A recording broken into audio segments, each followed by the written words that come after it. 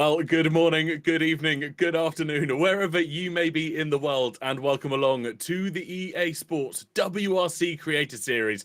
My name is TK, and I'm here to take you through the next couple of hours of rally action here in Mexico. It's a fantastic event, and this week, joining me in the comms box, he was driving last week, it's Isa Musing. Isa, how are you doing today? Hello there. I'm doing very, very well. I'm very, very excited to commentate on one of the most challenging rallies on the calendar.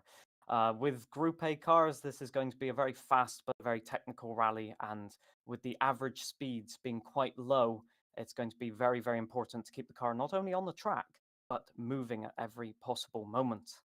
Yeah, exactly correct. Obviously, these tracks here in Mexico, sometimes lined by sandbanks that can sometimes disrupt and throw off the car. As I found when I ran these stages for myself, I didn't get much past stage 3 here, unfortunately. Yes, Mexico is one of those rallies which acts as like the real introduction to the WRC calendar. From 2004 until 2020, when the pandemic hit, with a brief intermission in 2009, it was run as the first gravel rally of the WRC calendar. So after the specific challenge of Monte Carlo with the ice and the tarmac and the mix of wintry conditions, sometimes being a full tarmac rally. And then the snow of Sweden, providing a completely different event with flat out stages. Then we go to Mexico, which is the gravel introduction to the rally calendar, and is a real normal in normal life. That's the introduction to who has the better pace in terms of the the WRC standings, effectively. Yeah, indeed. I don't know if we're going to go have a look at our first couple of drivers here out on the track, and that's quite a nice segue into introducing who will be racing here this afternoon. So on your screens currently, you have Punju and Dirk Chocolate. Punju choosing the Lancia for this afternoon's event, and Dirk Chocolate choosing that very, very classic Subaru Impreza from 1995. We've got three other drivers that will be racing at some point across this afternoon. It will be Tom, who races in the Mitsubishi. Rift Blondie joins us in the Subaru Impreza as well, and one final driver, it's Patterson, who will be in the Ford Escort RS Cosworth. So a real range of cars that some of our drivers have chosen here, Isa. Yeah, they're all iconic cars, really. Obviously, the most iconic is the Impreza 95, right? Colin McRae's car, but also Richard Burns' car, and he won the Lombard RAC Rally with it. So it's a very, very, a car that everybody dreams of owning, I think, at some point if you're a rally fan. And with that iconic blue livery that debuted in 93, if I remember correctly, with the Subaru Legacy. The thing about these cars is they were introduced as a uh, intermission sort of regulation after Group B and the tragedies that happened at the end of the Group B period, where they wanted less power but more mechanical grip. So you've got better differentials for the 90s, especially, and a tiny bit more downforce, but more importantly, a reduction in general of sometimes the size of the engines, but more importantly, the brake horsepower. In Group B, we were running around 400 to 500 brake horsepower. It's very difficult to get actual numbers on that. However, for Group A, you were running around 300 brake horsepower, although with certain indications that some teams might have been upping it to about 400. As you can see on the screen here, very, very difficult stage. And this downhill section that drivers are currently navigating is a very, very high speed section for Mexico. Okay, medium speed for other rallies, but with the setup that you have, being a very oversteery setup normally, it can be very, very tricky with all the bumps and braking, especially downhill on this loose, fine gravel and sandy surface. There's one particular section which is on a grey gravel or sand quarry section that just has no grip, either braking, accelerating, or indeed turning. Yeah, that really caught me out when I was running the initial stages here for myself, just to get a little bit of knowledge about what our drivers will be facing. You saw on screen just a few moments ago, Dirk Chocolate finding one of the trees here through the hills of Mexico and looking to find a little bit more pace as he runs down towards the finish line of the first stage. Alfaro, am I pronouncing that correctly? Into hairpin left. Be my Well, guess. we'll run with To that. four Yeah, right. I think he's Opens already looking and forward to stage number 4 here. L And Chocolate. three left. So hopefully Over Dirk finish. Chocolate can find some 30 pace there. to right to stop. Indeed. Okay, It's always that's a difficult 6 on a minute. rally like this, where you've got to sort of push the performance on such a technical rally, because from one corner to the next, you have to sort of adapt yourself to the terrain. Sometimes, especially when you've got elevation changes, your driving techniques on a downhill course can be completely wrong for the uphill section. So you can have the impression that you're not pushing very well, but actually you're pushing way too much for certain sections. So it's a rally where you've got to be adaptable. Yeah, and Incredible. Rick Tom Blondie is off the road there into the river. yeah, Oh, Riff Blondie not having the best time there oh as they dear find me. themselves off the track. Reset penalty as well, 6 seconds. But Tom going full bug catcher mode through the hills of Mexico here. You can see in Incredible. his face the incredible focus that he's got on, and you know that he's He's got locked a in and really focused when lucky. that mouth is wide open here. He got very lucky on that jump, because you've got the cobblestones as well as the cacti on the outside that can really catch you out. They are very solid and can cause a lot of damage to your car. But that's the problem really with this rally, is that you've got these very tight technical sections with the hairpins, and where you've got to really question how much speed you want to take into the corners. However, on the jumps, you do have to send it. You just do have to go, well, it's a rally, I'm timed, I have to try and take as much speed over this jump as possible. And with the pace notes not really indicating whether you should go left or right after the jump, you can automatically find yourself face first with the tree in next to no time. Yeah, exactly that. Obviously, you've got to try and judge and almost predict where that jump's about to send you. You can see here Tom using the simplified race instructions from his co-driver, not choosing to use the numbers and the and the further instructions, shall I say, that give you a little bit more detail in the cornering. But he's seeming to navigate this this first few stages okay. Riff Blondie just comes across the line after that initial. Yeah, it was very close. Initial kind of trip into the gravel. You can see a little bit of relief on her face there as well. Yeah, it's a different dynamic, isn't it? Riff Blondie absolutely flat out attacking the stage, whereas Tom seems to be, casual, relaxed, his usual self, basically, and even taking a hand off the steering wheel for a moment to interact with his viewers. So, very different styles. Obviously, driving a bit more relaxed, it can actually help you, because it can just keep you calm, keep you focused on, all the little things that you have to do. Yeah, indeed. Sometimes if you can just calm down. But I think we're going to have a quick chat with Punju here. He's completed stage number 1 in that Lancia. And Punju, how did that first stage go for yourself? Oh, hey. I think it went great. I was playing real conservative, like really slow, chill, just relaxed rally. And I think that was the move, because that's a hard stage. It starts you off, right in the deep end. So it was good. What's Have you the gone what's this? flat out at the start, or are you sort of doing a measured race at the moment?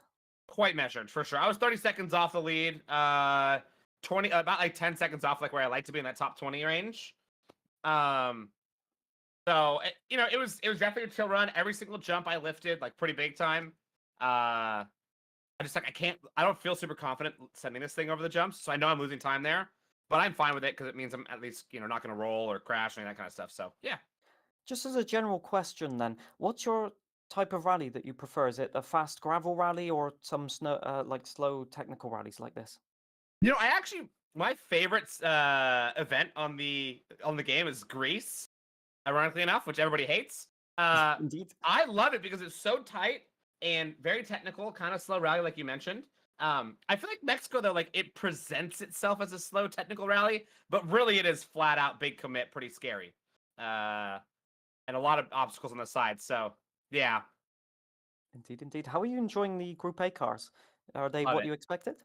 This Lancia is some of the most fun I've ever had driving on this game. I'm not gonna lie. I'm so glad I picked this instead of the Subaru. Thank you for the setup. This is insane. It's so fun. So what we're hearing is provided the setup.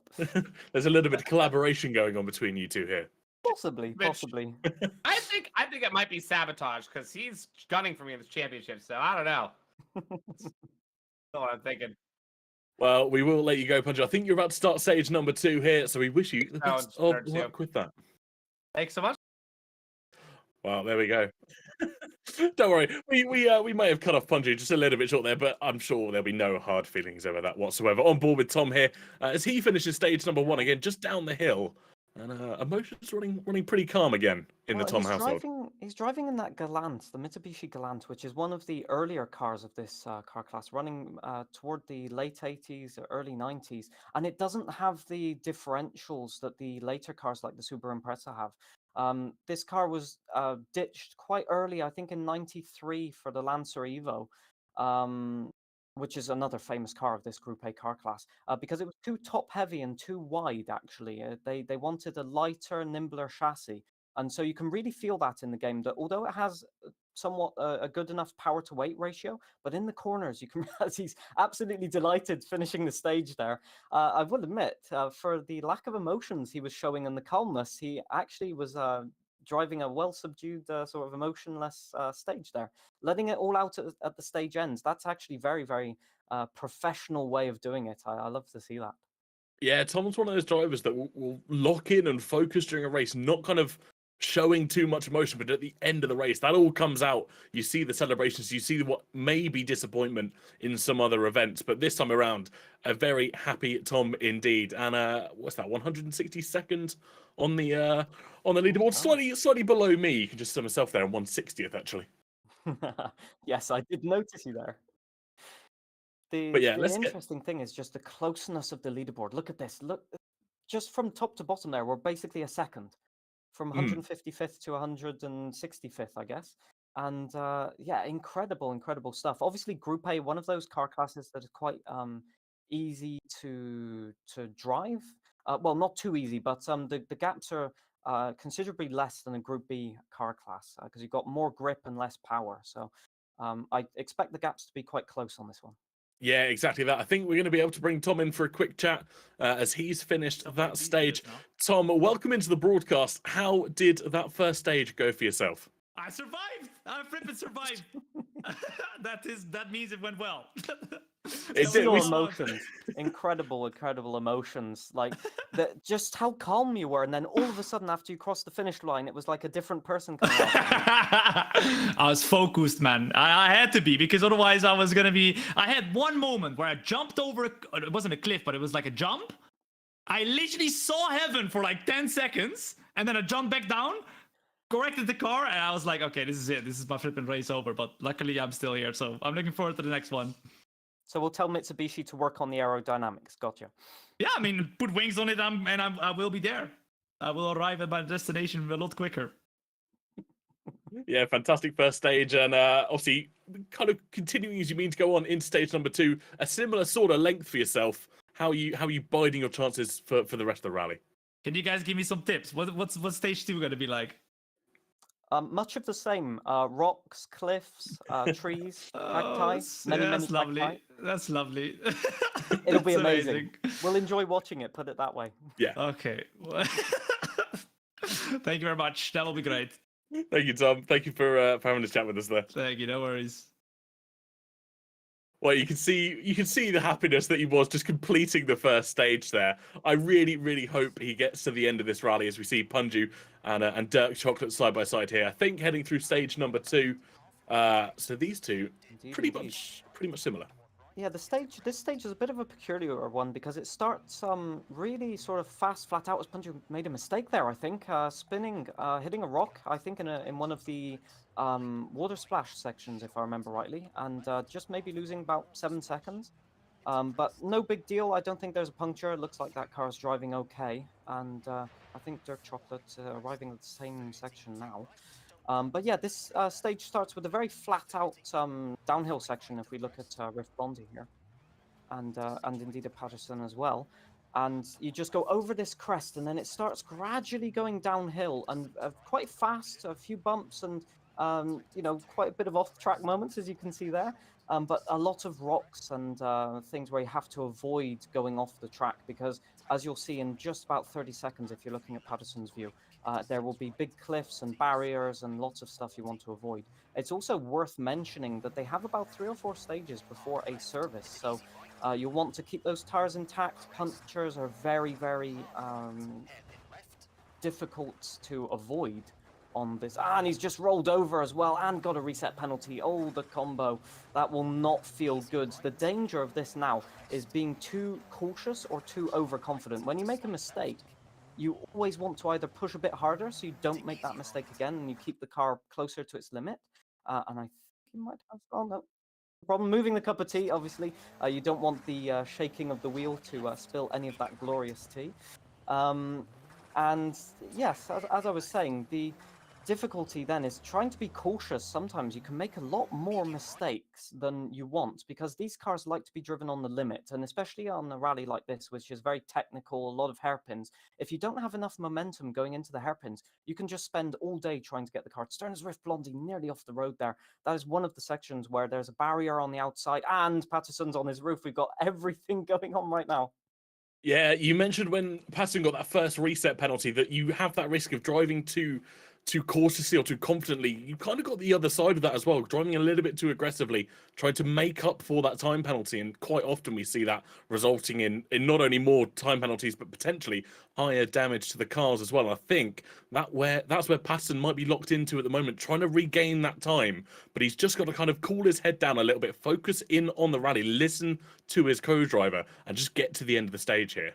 Indeed, indeed. This rally in general was a favorite of Sebastian Loeb and Sebastian Ogier in real life, and they really used their smooth driving style, their consistency to win the rally. Sebastian Loeb won the rally from 2006 onwards for 6 consecutive times, and then Sebastian Ogier doing one better, winning it 7 times after that, with only Chris Meek and Jari-Matti Lavela between them getting a win. But definitely a rally dominated by those that can keep the consistency there. And very often, the leads driver at the end of day one on Friday gets a puncture or has a bit of damage because they push a bit too hard. And so, yeah, consistency is key, as always. Yeah, exactly. Obviously, over a real life WRC event, you'd have breaks in play effectively between some of the stages. You'd have that opportunity to go back, recuperate. But this time around, they're all kind of facing it all at once. And like you said, it's a long time coming till that first service. So you've got to keep the car intact, avoid punctures pretty much to a minimum, and just bring the car home safe. A few seconds could be saved, and it could save your rally. Patterson just exploring the limits here of the track, riding a few of the curves as well. Indeed, indeed. And I saw Punju as well on that hairpin section. There's a downhill hairpin section that he's just crossed over.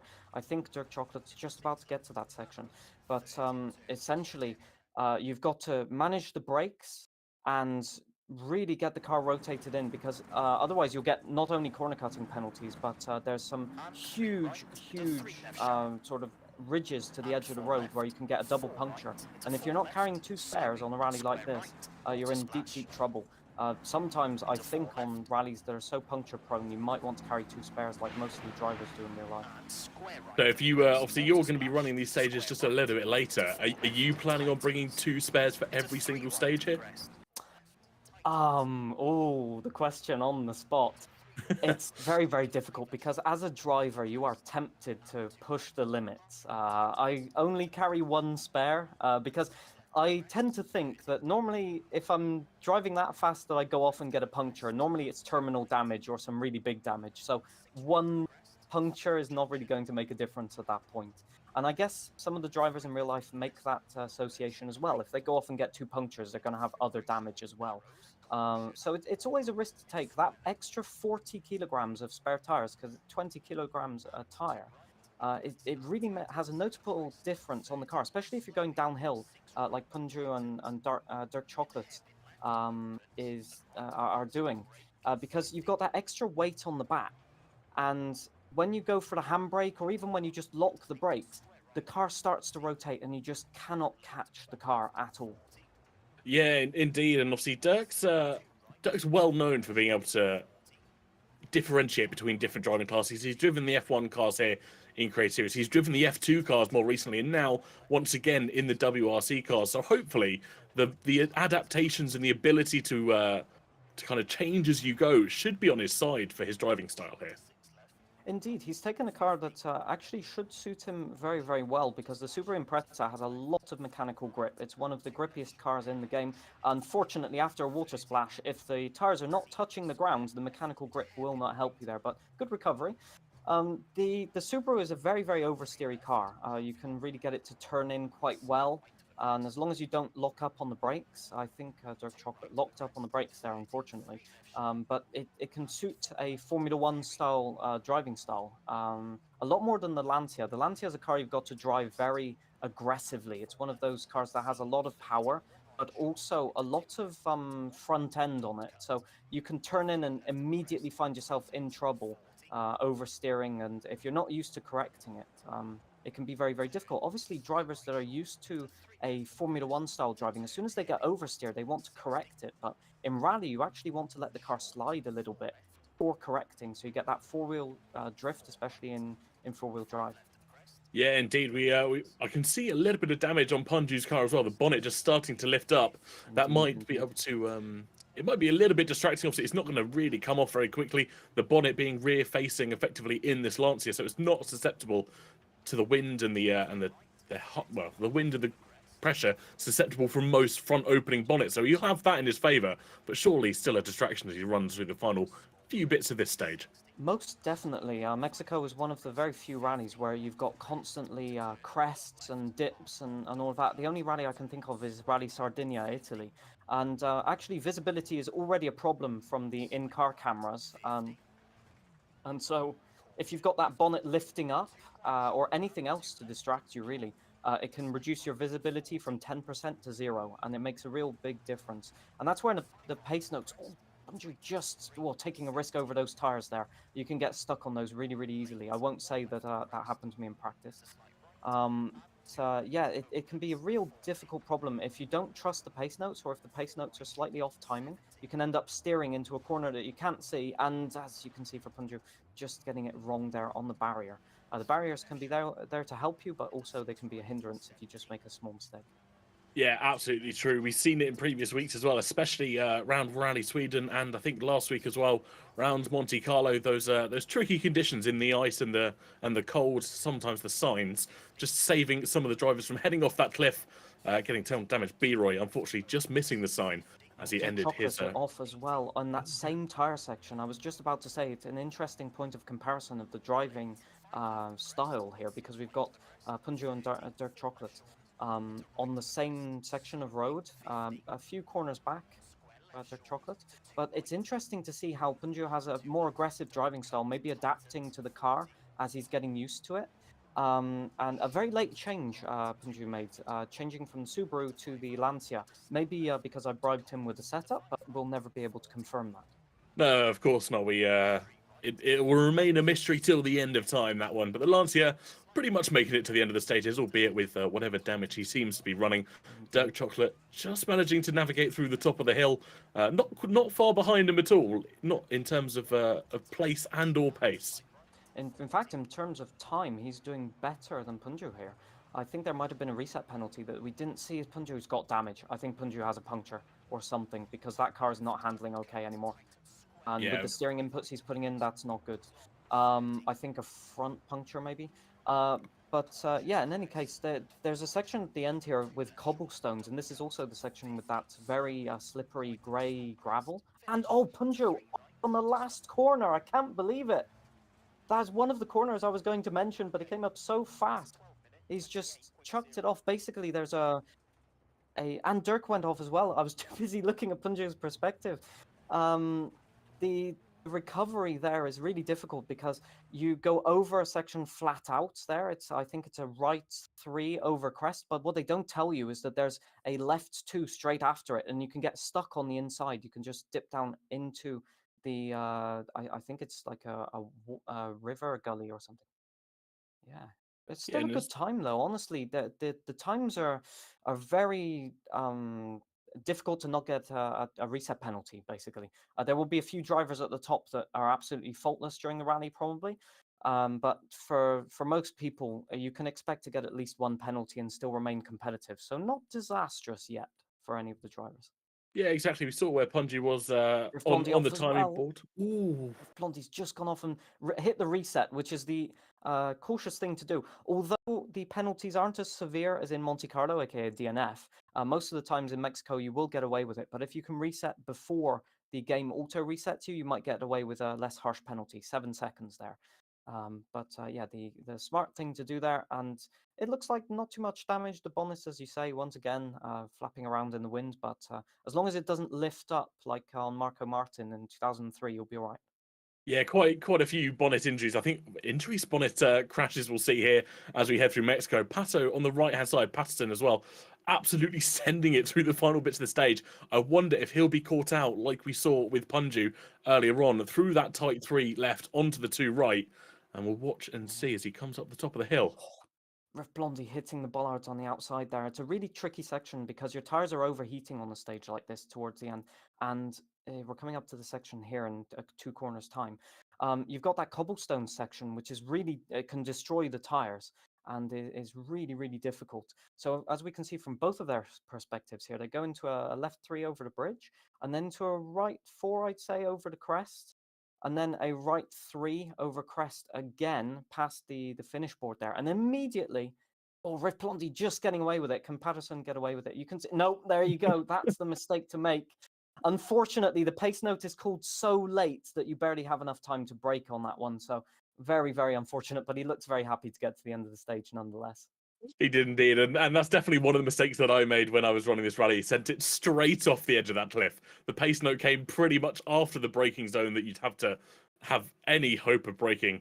And yeah, off into the trees for myself was that one. But both of them pretty mangled cars as they headed through stage number 2. Patterson, 168th, 1 point behind Punju. He'll definitely be happy with that one.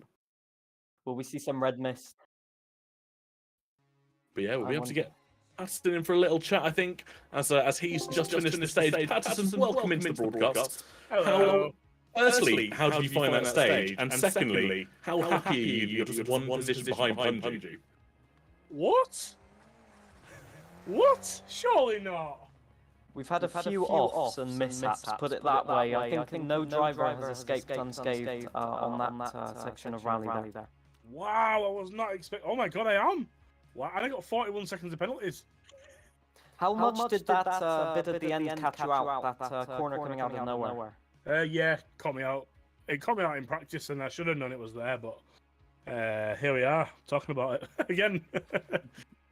It's one of those rallies, isn't it? Very tough, tricky. You've always got to pay attention. What's your thoughts on the rally so far? It's really nice. I'm glad it's not an ice one like last week at Monte Carlo. And I'm glad it's not like Kenya. So you can actually see where you're going because it's more desert. So it's nice to be able to see where you're going, especially using the camera that I do as well. But yeah, it's pretty tough. This stage started off tough, went easy, then it got tough again, and I was like, oh wow. Changing your mindset to going tough again is quite hard, really. How difficult is it to change your tempo? Because I was talking on the broadcast about there's varying changes, like some fast sections, downhill, uphill. How do you manage to change your driving style? Well, essentially, how I've been doing it is, when it got easy, obviously it becomes easy, so it's really nice. As soon as you get back onto that hard section again, you've just got to lock in even harder, grip the wheel a bit tighter, and just keep swinging it left and right. Using the simplified terms that I use, mediums are not always medium. There could be easies or there could be hards. So it's a tough one with me, which that is generally why I go off quite often. It says, oh, medium left. And you'll go medium left, and you're like, that was a hard left, like all day. So yeah, that's how I sort of generally try and focus, really. Yeah, well, corporate driver's response. It's lovely to chat to you, Patterson. We'll let you hop on with the next few stages. Just a quick one, if you wouldn't mind moving your mouse just a little bit off the screen. That would be much appreciated. There we go, lovely stuff. Thank you very much. And we'll chat to you later. Take care. Well, that was Patterson. I think we've just got enough time to get Riff Blondie in as well, just before she starts her next stage. Rift, how did that stage go for yourself? Hi. It totally went much better than the first one, but I do have to say that it was pretty hard. It was pretty hard. Yeah, it's a tough and technical stage. Obviously, only two of quite a few to go. Where did you find yourself on the leaderboard? We didn't quite catch that from your broadcast. Let me see. I am on 126. It Not, did not a look bad like a result there. very, very good run, to be honest. Just a few minor mistakes, but then again, that's what you can expect from this rally. It's a really challenging one. It really is. But I'm having fun. I think That's the aim of the game. that's the main thing. Exactly. Well, we'll let you get on with stage number 3. Thank you for taking the time to just have a quick Thank chat with us. you And for I'm sure having we'll me. speak to you later. Thank you Later. so much. Cheers. Bye. Well, that was really interesting to speak to both Blondie and Patterson. Completely different, slightly perspectives of the stages. Blondie having a lot of fun. Patterson just trying to find that ability to lock in here.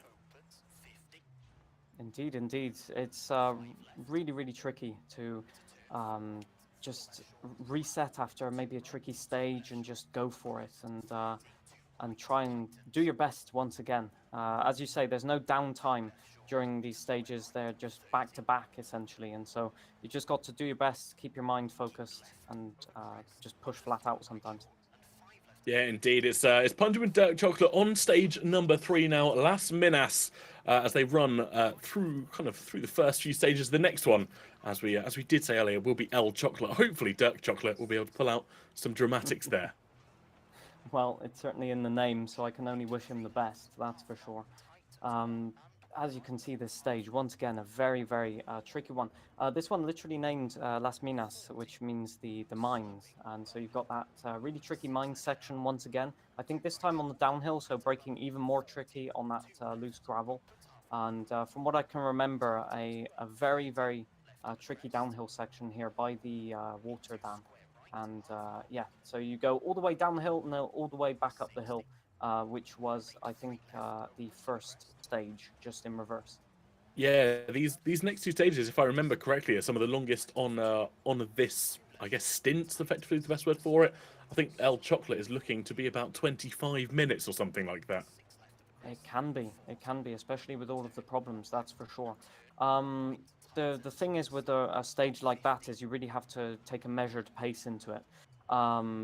If you get a puncture in the first couple of kilometers, that's instantly a 1 minute 30 penalty for repairing the tire. There's no way you can drive through that stage. And to keep concentrated even for 27 kilometers or 27 minutes, basically, it can be especially tricky, especially if you're sort of double guessing what you're doing. If you're not confident in the car or in yourself, every corner can be effectively 2 corners as you hesitate and have to reaccelerate or brake, use the handbrake, etc. Yeah, that second guessing yourself can really start to cost time and ability to kind of navigate through the corners. We got producer Rob saying that he had 49 seconds of penalties as he headed through El Chocolate, and that took him 24 minutes 24. So yeah, I think we're going to be on for quite a long couple of stages. Certainly. I think actually these stages might benefit, especially El Chocolate after this, might benefit the F1 creators because they are used to driving, say, an hour race at a time, plus practice, etc. As Punju on his roof there, that's not good, especially on the uphill section there. He's going to lose all of the momentum that he built in. Just looked like a simple mistake. Just clipped the edge of the road. Near enough in the same place as Dark Chocolate made a mistake there. Yeah, very, very easy to make. You can see the small rocks on the side of the road here. If you're driving the wrong sort of line into the camera, and Domov as well down the cliff. I cannot believe it. Everything happening at the same time here. This stage, I thought the next one was going to be tricky, but this one is catching drivers out. Well, it'll be interesting to see if this is stage effectively number 1. It'll be interesting to see what stage number 2 presents for our drivers. For the time being, all 4 of them on the screen: Punju, Dark Chocolate, Patterson, and Tom, all in one big collective group together. Punju and Dark Chocolate are effectively your first starters, and Patterson on Tom playing catch up, being released about 5 minutes behind themselves. Or sorry, not 5 minutes, about a couple minutes behind themselves. But everyone doing all right. They've just got to take it calm and collected through these next few. Maybe lose a couple of seconds in pace, but they'll make up for that on overall kind of not having to get any reset penalties or any damage for later on.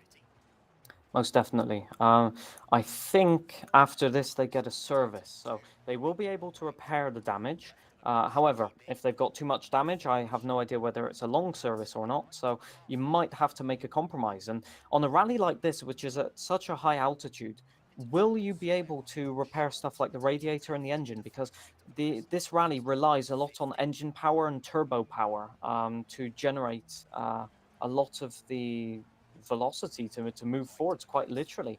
And so if you're down on power, it will have a double effect, especially as the mountainous terrain means that you're constantly climbing hills all the time.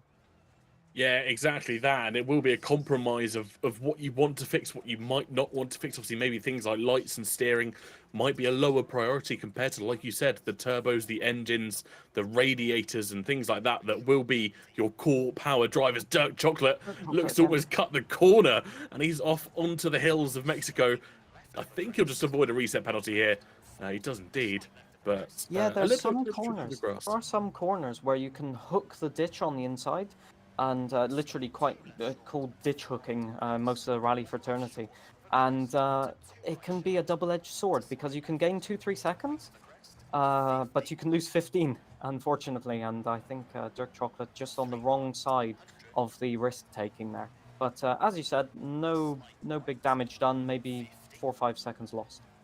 Yeah, exactly that. Again, Dirk Chocolate just has to kind of cool down a little bit, forget about what's happened in the previous few corners, and just follow his co-driver's instructions. Interestingly enough, I don't think they're coming up on the screen for him. They're just being called into his ear, which is a rather interesting call. I don't think anybody else not having visual calls. Sometimes it can be because of positioning on camera, or it can also be it can also be just how to explain it. There's a point, especially on the stage where you're looking at different parts of the screen, where you don't want to be distracted, and having large pace notes of different colors appearing on the horizon, where potentially you're looking for the next corner, you're going into a dip or something, or into a water splash. You don't want those pace notes hindering your field of view, essentially. And also, sometimes people can be overloaded with information.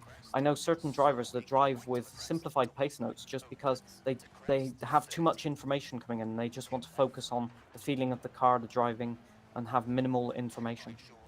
Yeah, it's one of those that you can have a lot of information thrown at you very quickly, and through a track like, well, through a course like Mexico here, tight, technical, and requires your full attention. Sometimes it's just too much being thrown at your brain to be able to process, let alone understand what's actually being told to you here. Indeed, indeed. And I think one of the most difficult things also with that information and just reading the road all the time, we're noticing a trend here of drivers making mistakes mainly at the start of stages, actually. Punju maybe not, maybe making mistakes more towards the end of stages, but the rest of the drivers really getting caught out towards the start.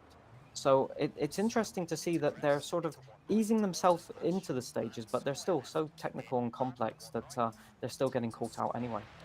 Yeah, it's a long time to be concentrated for, especially in such technical turns as they find themselves here on the rally stages. Punju just getting caught out on that bridge, the double right-hander not going as smoothly as he would have wanted. This is probably one of the tightest bits at the end of the rally. Lots of close calls, lots of tight right-handers, lots of tight left-handers, and bouncing all over the curbs with that Lancia Delta.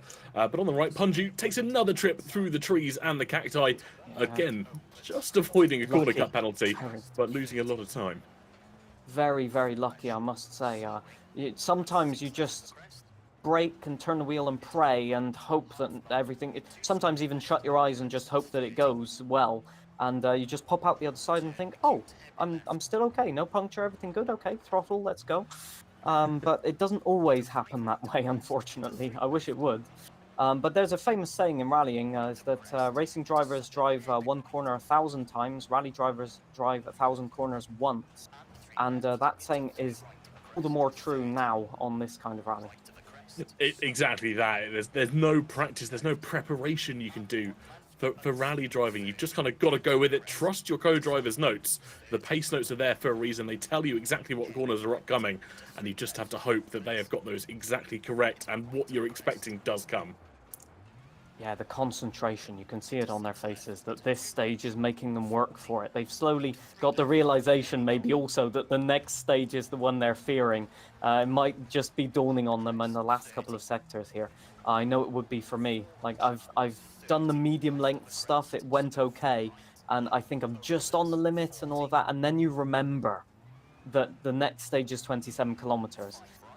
Especially with the service before, it just gets you thinking. The longer you think about it, the more things can potentially go wrong. I think maybe Punju might have a puncture here. That again, that car handling very weirdly over that crest, and he's crashed into the finish line. That's not good because that's going to be an incredible amount of damage. The radiator is damaged, potentially the engine also taking a hit, and there goes that bonnet. Luckily across the finish line, but finish boards are very, very sturdy indeed, and it's all the more frustrating. You can see it in his face. He'd done all of the hard work, and unfortunately, it happens so many times in rally, just a lapse of concentration at the finish line. I feel very sorry for him. Yeah, we might be able to get him in for a quick chat again just to see how he went. Yes! Punji, Oh, we hi. saw hello again. We saw your reaction as you crossed the line. Talk us through what happened there. I don't want to. Oh, so dumb of me, man. I mean, it wasn't a great stage. It wasn't terrible. I definitely found like some momentum at the back half of it, but then obviously that second to last gate just clippity clapped me, man. That was that was rough. That was not fun. It was rough. The car wasn't looking like it was great handling before that, and I just mentioned how the car looked like it wasn't doing exactly what you wanted it to, and then it just looked like it had some understeer where you just went straight into the finish line there. Yep. Do you think you'll be able to repair the damage? Be able to repair some of it. I think it's going to be thoroughly damaged. So I don't know about all of it, but most of it, hopefully. You might need to give a sandwich to the mechanics. They might need it. Yeah, it definitely needs more than just some body panels. So yeah, we're in a bit of a rough spot, but that's all right. That's all right. You know, we can recover, and it's not like we have the longest stage of the entire rally next, so we're fine. Yeah, no. It's a long stage, as I was about to say, but what are your thoughts on that? Do you try and like take it more cautiously now that you've made a mistake, or do you just drive your own pace? What's your thought? I'm gonna go cautious as heck, absolutely. I know myself though. I'm saying I'm gonna go cautious, and the moment I have like 3 good turns in a row, and I'm like, oh no, I'm actually God. I'm just gonna go ahead and throw this thing around, and I'm gonna make another mistake again. I know myself, so that's probably what's gonna happen. We'll see. We'll see if that comes true, but it usually does. Well, we wish you all the best for the longest stage on the course, 27 kilometers, and Thank you. yeah, good luck. El Chocolate is gonna be nothing but sour. It will not be sweet like chocolate. I promise you that. Be rough. It will indeed. Well, thank you again, Punju. And we got Dirk Chocolate coming in as well, just for a quick chat right at the end. Dirk, talk us through how the first few stages, how you found them here in WRC. I made one mistake. I've made one mistake at the start, which gave me a 30-second penalty. Otherwise, it's been alright. I haven't really made any big mistakes, but it's so tough. It is so tough. Like, the only options you have are the wall or the cliff. Like, yeah, Which one's your preferred? the wall. I'd rather have some scraps to the wall than get the cliff. I had one moment actually where I completely missed the corner in the final section, I think of stage 1, and I saw stage 2, and I straight lined it by accident, and I just came off the cliff. Like, it reset me luckily. So yeah. How much do you think the lack of visibility over the crests affects your driving? Do you cope with it quite well, or is it difficult? No, it's not. There are an infinite amount of blind corners essentially where you don't know where it's coming and where it's going to turn, and all you see is what's ahead of you when it dips back down. You can't you can't see what's going on, so you have to just slope all the way down until you see it, which is crazy. Indeed. And how's the car feeling at the moment? Group A, it's quite a fast car class, so you've got quite a bit of grip, but also you've got to have your reactions. How are you finding that? I like the car a lot. I like the car. I think when I'm confident and I can see where I'm going and I'm like, I'm in a flow, I'm happy, really happy. It's just, Yeah, Mexico does not do flowing. It will happily give you a blind corner every now and then. Indeed, indeed. Couldn't say it better myself. And What- oh, sorry, go on. I was gonna say, have you done it yet? You haven't done it yet, have you? I have not done it yet, and looking at it, I'm going to need a lot of luck. Yeah, well, I was looking at the times trying to spot you earlier, so it's gonna be interesting to see where you end up at the end of this. Probably in a ditch somewhere looking at this. I'm waiting for my turn. Sorry, TJ, what were you gonna say? No, don't worry. Just looking forward. Obviously, the next stage being your namesake El Chocolate. How are you looking forward to it? 27 kilometers. No, there's no one's looking forward to it. It is 25 minutes of pure hell. And there's cliffs, there's walls, there's blind sections, and my tires are gonna get ruined. My car, one mistake, and if I make one mistake and get a puncture or 2 punctures, I am screwed. It's done. Oh. Yeah, Well, you can always take those 2 tires, but it's for sure. You've got not many jokers on this rally. Nah, it's gonna be extremely unforgiving. I've practiced 15 minutes worth of it, but that's about it. well, we'll That's let you pretty get on good. with your repairs and your preparations for the next stage. We wish you all the best for Thank you very the next much. couple. Appreciate it, guys. I Well. have just seen Riff Blondie's screen there. It's we might be able to talk to her about it in a second, but it's not looking very good. Is it for gonna Riff be Blondie. night by then? Well, Rift, welcome back in. We're looking at your screen at the moment. There's a Hi. fair bit of damage to your car. What are you prioritizing in terms of repairs here? I am really struggling to figure out what should I repair and what should I not, because I have like gearbox that has to be replaced, but it's light damage, so I'm thinking of not doing it. A commentator is meant to and be neutral, but I would recommend not going for the gearbox just yet. yeah, that's what I was thinking. Like I could wait 3 more stages for that one to be repaired. Yeah, it's always difficult, isn't it, on a rally? In Formula Yeah. One, minor wing damage is like a huge problem, but in a rally, if you're missing half of the car, it's still fine. I mean, Colin McRae in the Subaru that you're driving sometimes rolled it 7 times during the stage and just continued to finish on the podium, so it's not all lost. True. So I only had critical damage on the bodywork, so anything else it was still working. I have to say that car looks immaculate. Good job. It looks like new. Bravo to the mechanics.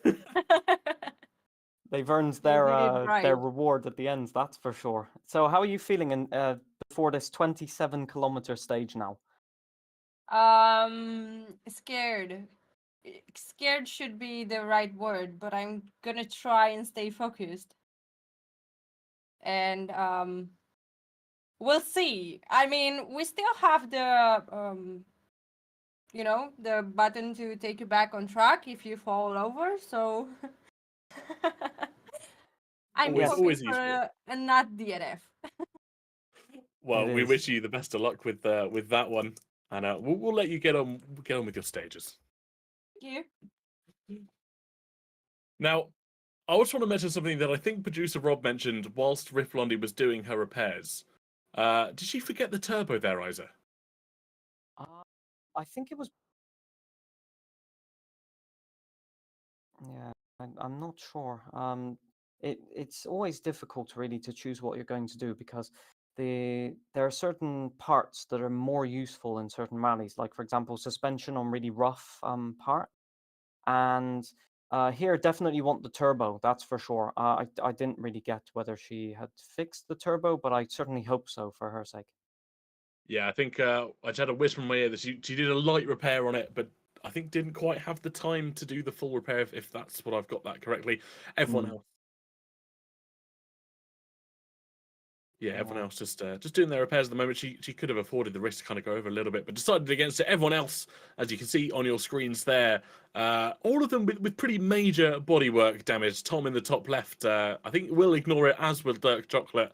I They're wonder if I focusing spilled on. beans. Do I spill the beans on the live stream? Go ahead. I I'll think you spill the should. beans. Let's do it. you don't actually take penalties at the moment for going over time limit in clubs. So you Interesting. can go, as far as I know, you can go onto the time, over the time limit, and yeah, it should be fine. Again, at your own risk. Wow, that's an You're not- interesting little bit of tidbit of information. Punju looks like he's raring to go for the next stage. As they just get themselves ready. Everybody else just checking where they are on the leaderboards, fixing some parts of their car up. As I think we see Tom ignoring the bodywork damage, choosing some critical engine parts, leaving the exhaust and the radiator though. Oh no, the radiator. Oh, that's not the choice that I would have gone with, because that leaves you very susceptible to getting engine damage. If your radiator is light damage, that means that the next hit that you take normally, you will then get full radiator damage, aka you will lose the cooling from the engine. And on 27 kilometers, you are going to hit something in that stage. And you want to have that radiator fully repaired. But also, I would say, bodywork may be crucial. See, bodywork for the past few rally games from Codemasters has prevented you from taking too much damage on other components. So if your bodywork is damaged, that means that you are more susceptible to other component damage as well. Wow, that's really interesting. Obviously, for those of you that might be new to WRC, can you just talk us through what the radiator kind of hampers if it is damaged? Obviously, the right-hand side of your screen will show drivers if they've got a major radiator or gearbox issue. What do those two things kind of culminate together to give issues to the driver? Well, to show how devastating. Oh, Punjo, already a mistake, as I said, just in that first few kilometers when you're getting used to it. You've got a bag full of nerves and you're just unsure of what you're doing. This is going to be really difficult for Punju now, because he's got to recover that mindset. He's got to not think about the mistake he's just made. I know how difficult it is, because in some competitions that you do, you just don't have time to think, and you've got to push flat out on the roof again. This is not good at all. You can see the devastation on his face there. I sincerely hope that he can sort of get that mindset back on track, because it's never nice to see a driver struggling out there. But hey, this is the good thing about a 27-kilometer stage. You can make small mistakes at the start and still finish ahead of a lot of people. Remember, people are going to get punctures, other types of damage in here. It's going to be a gruesome stage. Going back to the radiator question you asked me, just to provide a bit of context on how devastating it is, in Formula One, if the side pods are hit on a car in real life and there is a radiator fluid spewing out of the car, it's instantly race over. As Punja made another mistake there as well, absolutely devastating at the start. I can only hope that it goes better, but we shall see. So in Formula One, it's immediately race ending. They pull the car out of the race. That's the end of your race, because they don't want to damage the engine. In rally, you're not running on the same amount of limits. They build in a bit of redundancy in terms of durability to the parts, because again, it's a lot more rugged. There's a lot more susceptibility to take damage. But in essence, even in a modern rally car or Group A rally car, if you take radiator damage and you see that red light come on the next to the gear indicator there on the bottom right hand corner of the screens that we're showing you, essentially, as soon as that red light comes on, you're in trouble, because you will get engine damage within the next 10 to 20 kilometers. And once you start losing pistons, you've got very, very little time left in that engine span. But also, you will lose power. If your engine gets damaged, you will start revving the car a lot more, which compounds the issue, really. You don't want to be revving the car with an overheating engine, with radiator damage and all the liquid gone. The engine, especially at this altitude as well, all of the factors combining together on this rally, you will just wreck the engine in no time, basically. That's a really interesting insight. Obviously, I'm quite new to WRC and rally as a whole, and obviously the issues that you see in Formula One a lot more strenuous on the cars. Obviously, minor damage. Sometimes you have to see the cars retiring and into the pits. We've do forget, if you are in chat and you are watching, you've got any questions, best time to ask is now, whilst we have Isa in the commentary box. Honestly, the knowledge bank of WRC at the moment, I'm learning so much from him, let alone you guys at home. If you do have any questions, chuck them in the chat, and I'm sure producer Rob will be able to chuck them across to us. We've got a question actually from Rob in the chat. Obviously, the red lines on their speedos, on their rev limiters, are they just where the different cars are rev limited to? Is that a rally sort of specification, sort of limiting factor? So, yes, the permanent red line that you can see on each of the speedos of the car is effectively the red line of the car. Once you start going into that line, you will take a little bit of component damage, basically. It's kind of like over-revving the car in the Formula One games. When you look at your stats after the race, you will see you have extra percentage of wear on your gearbox and that. And it's the same in rally. These cars are tuned to have maximum output and power output at around 4,000 to 5,000 RPM. For a bit more for some other cars, Punju really having a big mistake there. Stuck in a ditch, as I said. The stages here punish you for every little mistake. And Tom looks like he's still carrying that bodywork damage, as I said earlier. No red lights on there. So the three lights that are next to, or the three non-illuminated lights so far, and I hope it stays that way for the drivers, are in order from the top. You have the radiator light. So if that one comes on, you're really, really in trouble and you need to start backing off. Realistically, not over-revving the car, as I said before. The middle light, which you may see illuminate in hairpins and other tricky sections, or if they're going off the road, is the handbrake light. So whenever they're on the handbrake, that middle light will illuminate. And you can see when they're trying to get that extra rotation in the car. These four-wheel drive cars sometimes don't need it as much as a front-wheel drive car, but you will be able to spot that from time to time. Punju making another mistake on the hairpin section and getting a corner cut penalty. It's not going well, I must say. I really do feel for him. And as you know, as a driver myself in many events, I do have a lot of compassion for these guys, it must be said. This stage is possibly one of the most difficult in the game, if not the most difficult. And to be driving for nearly 30 minutes is going to be tricky for even the drivers in the world. But so far, I must say, even with the mistakes, they're doing a tremendous job. The last light that you can see at the bottom there is the engine warning light. Essentially, if that light comes on, if you don't have a service soon, it might be rally over for you.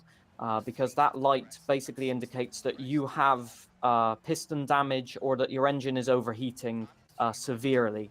And I think we saw in Kenya, Punju having a lot of engine damage because he damaged his radiator very early on. Yeah, that's really interesting to know, and obviously trying to understand the dynamics of this rally game. A lot of people in the chat might be more versed with Formula One, but learning rally is such a completely different skill. You mentioned the issues Punju's having here. It's quite ironic. He chose last week's round as a bit of an April Fool's joke to the creators, and I fear this is WRC getting its own back on him this week as he really struggles through the hills of Mexico. I think at some point we'll be able to go look at the standings, particularly the creator standings, at the end of last week after Monte Carlo. And there we go. It's Punju who leads the way. I don't know who's in second. That fairly new some new really chap. bad driver. Yeah. I wouldn't pay too much attention to him. Really mistake prone. You know, this guy's amusing fellow. I really don't rate the guy at all. But what can you say, Punju? Just an immaculate driver so far. He really has taken the Creator Series by a literal storm at the moment. Just inconsistent, scoring the points and making sure that every single rally he might make a few mistakes, that's for sure, and that happens to everybody, but he's there to grab the initiative and to grab the potential points where other drivers may falter and make mistakes. Dirk Chocolate, again, another driver that's just maybe not the fastest driver and also prone to mistakes, but once again, that Formula One sort of essence of never giving up, like even if you've got, you might wait for in Formula One a safety car, something like that. That mindset really does help. Yeah, I just want to quickly mention you won't be able to see it on the chat at the moment. Dirty Chocolate has just absolutely sent it off the cliff into a cactus.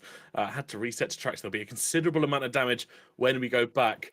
And we are indeed going to go back to all four as we had a quick look at our standings. Isaac, we've got another question in chat for you. What's your opinion about the cactus of the rally? No, so I think that might be one of my viewers because we had a bit of a practice just to get a lay of the land, to see what dangers there are on these types of rallies. And there was one particular moment where on some jumps, I think it was on stage 1 even, you go flat out over a crest, but there are a bunch of cacti bushes on the outside of the corner that might as well be made out of vibranium steel, as far as I'm concerned, because I certainly did more damage to my car than I did to the bush itself. It remains pretty much intact, and I can say the textures on those bushes are very, very good if you look at them close up. Yeah, I think when I was running my practice stages around here, just to try and get some helpful insight, I think I suffered a similar fate at that jump, full sent it, and practically landed on the cactus and did get some terminal damage on my car. So my practice was rather limited round here compared to a few of our drivers. Tom nearly throwing that on the car. roof, yeah. It's one of those in the technical sections. You're really tempted to put a wheel on the insides to grab that extra half a meter of racing line. And Tom, being a Formula One driver, you always want to grab that extra meter of racing line as much as possible. But unfortunately for him, the track limits here are a bit more punishing sometimes than in the Formula One game. I'd much prefer a 3-second corner cutting penalty than some of the punctures and all of that you can get here. But so far, he's navigating this actually really, really well. You can see the look of concentration. I think it will dawn on him at some point that he might be just passing the halfway point, but I'm not sure if that's a consolation prize, to be honest. Does he have some damage? I'm trying to No, figure I out. don't think so. I think Looking at that's the just steering- body work. Yeah. That surface, as I was explaining, the surface here, the grey gravel is like quarry gravel, very, very loose, very slippy, and you feel like you've got no power, but also no turning ability. As soon as you turn the wheel, you start sliding, and especially the front tires. If you turn too much, you just get a bag full of understeer. So you really want to be careful in this quarry section, or industrial section, whatever you want to call it.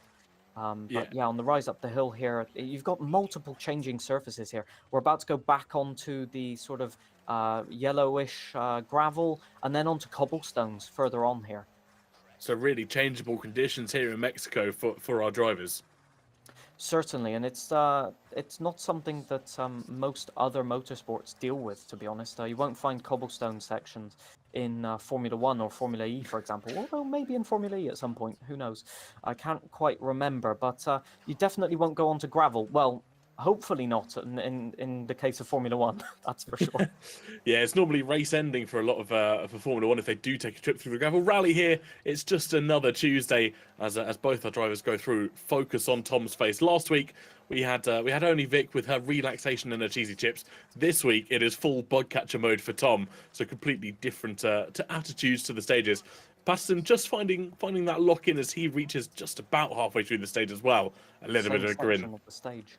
I think maybe a few corners behind, actually. Yeah, a few corners behind, but they are driving. These are, I think, the two calmest drivers, to be honest, that we have here, Tom and Patterson, because they are just like in their element. Well, Tom no longer calm after that high-speed section. The look on his face then when he went over the crest. But you know, they're sort of calm, collected, the type of driver that you think is going to do very, very well at this event. Because they look like they're in control of the car. They can get it slowed down whenever they want, and we've seen from other drivers like Punju that they can really miscalculate. And if you're not holding back that 10% that normally rally drivers hold back, I might have jinxed that. I am ever so sorry to Punju. Yeah, I think we need a Punju roof Tom's off counter as at this well. point.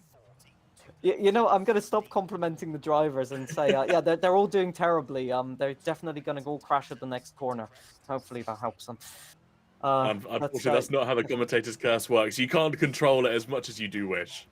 Yeah, Patterson clipping the wall there as well for good measure. Not working so well, but it's definitely a problem that you have on a rally like this, as I've mentioned before. When you adapt your driving style to like a Formula One circuit, it's mainly flat. Some circuits like Spa or something like that, maybe even Monte Carlo, might have a bit of elevation change where you have to watch your braking or your turn in, stuff like that.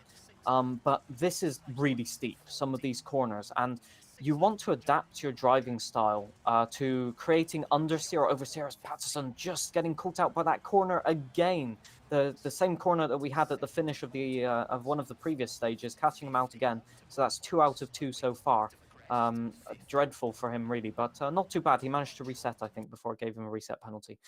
I don't know how Tom's seeing out the car at the moment with that bonnet lifting. You'll see it in a couple of moments. It just lifts right over the crest. Oh, yeah.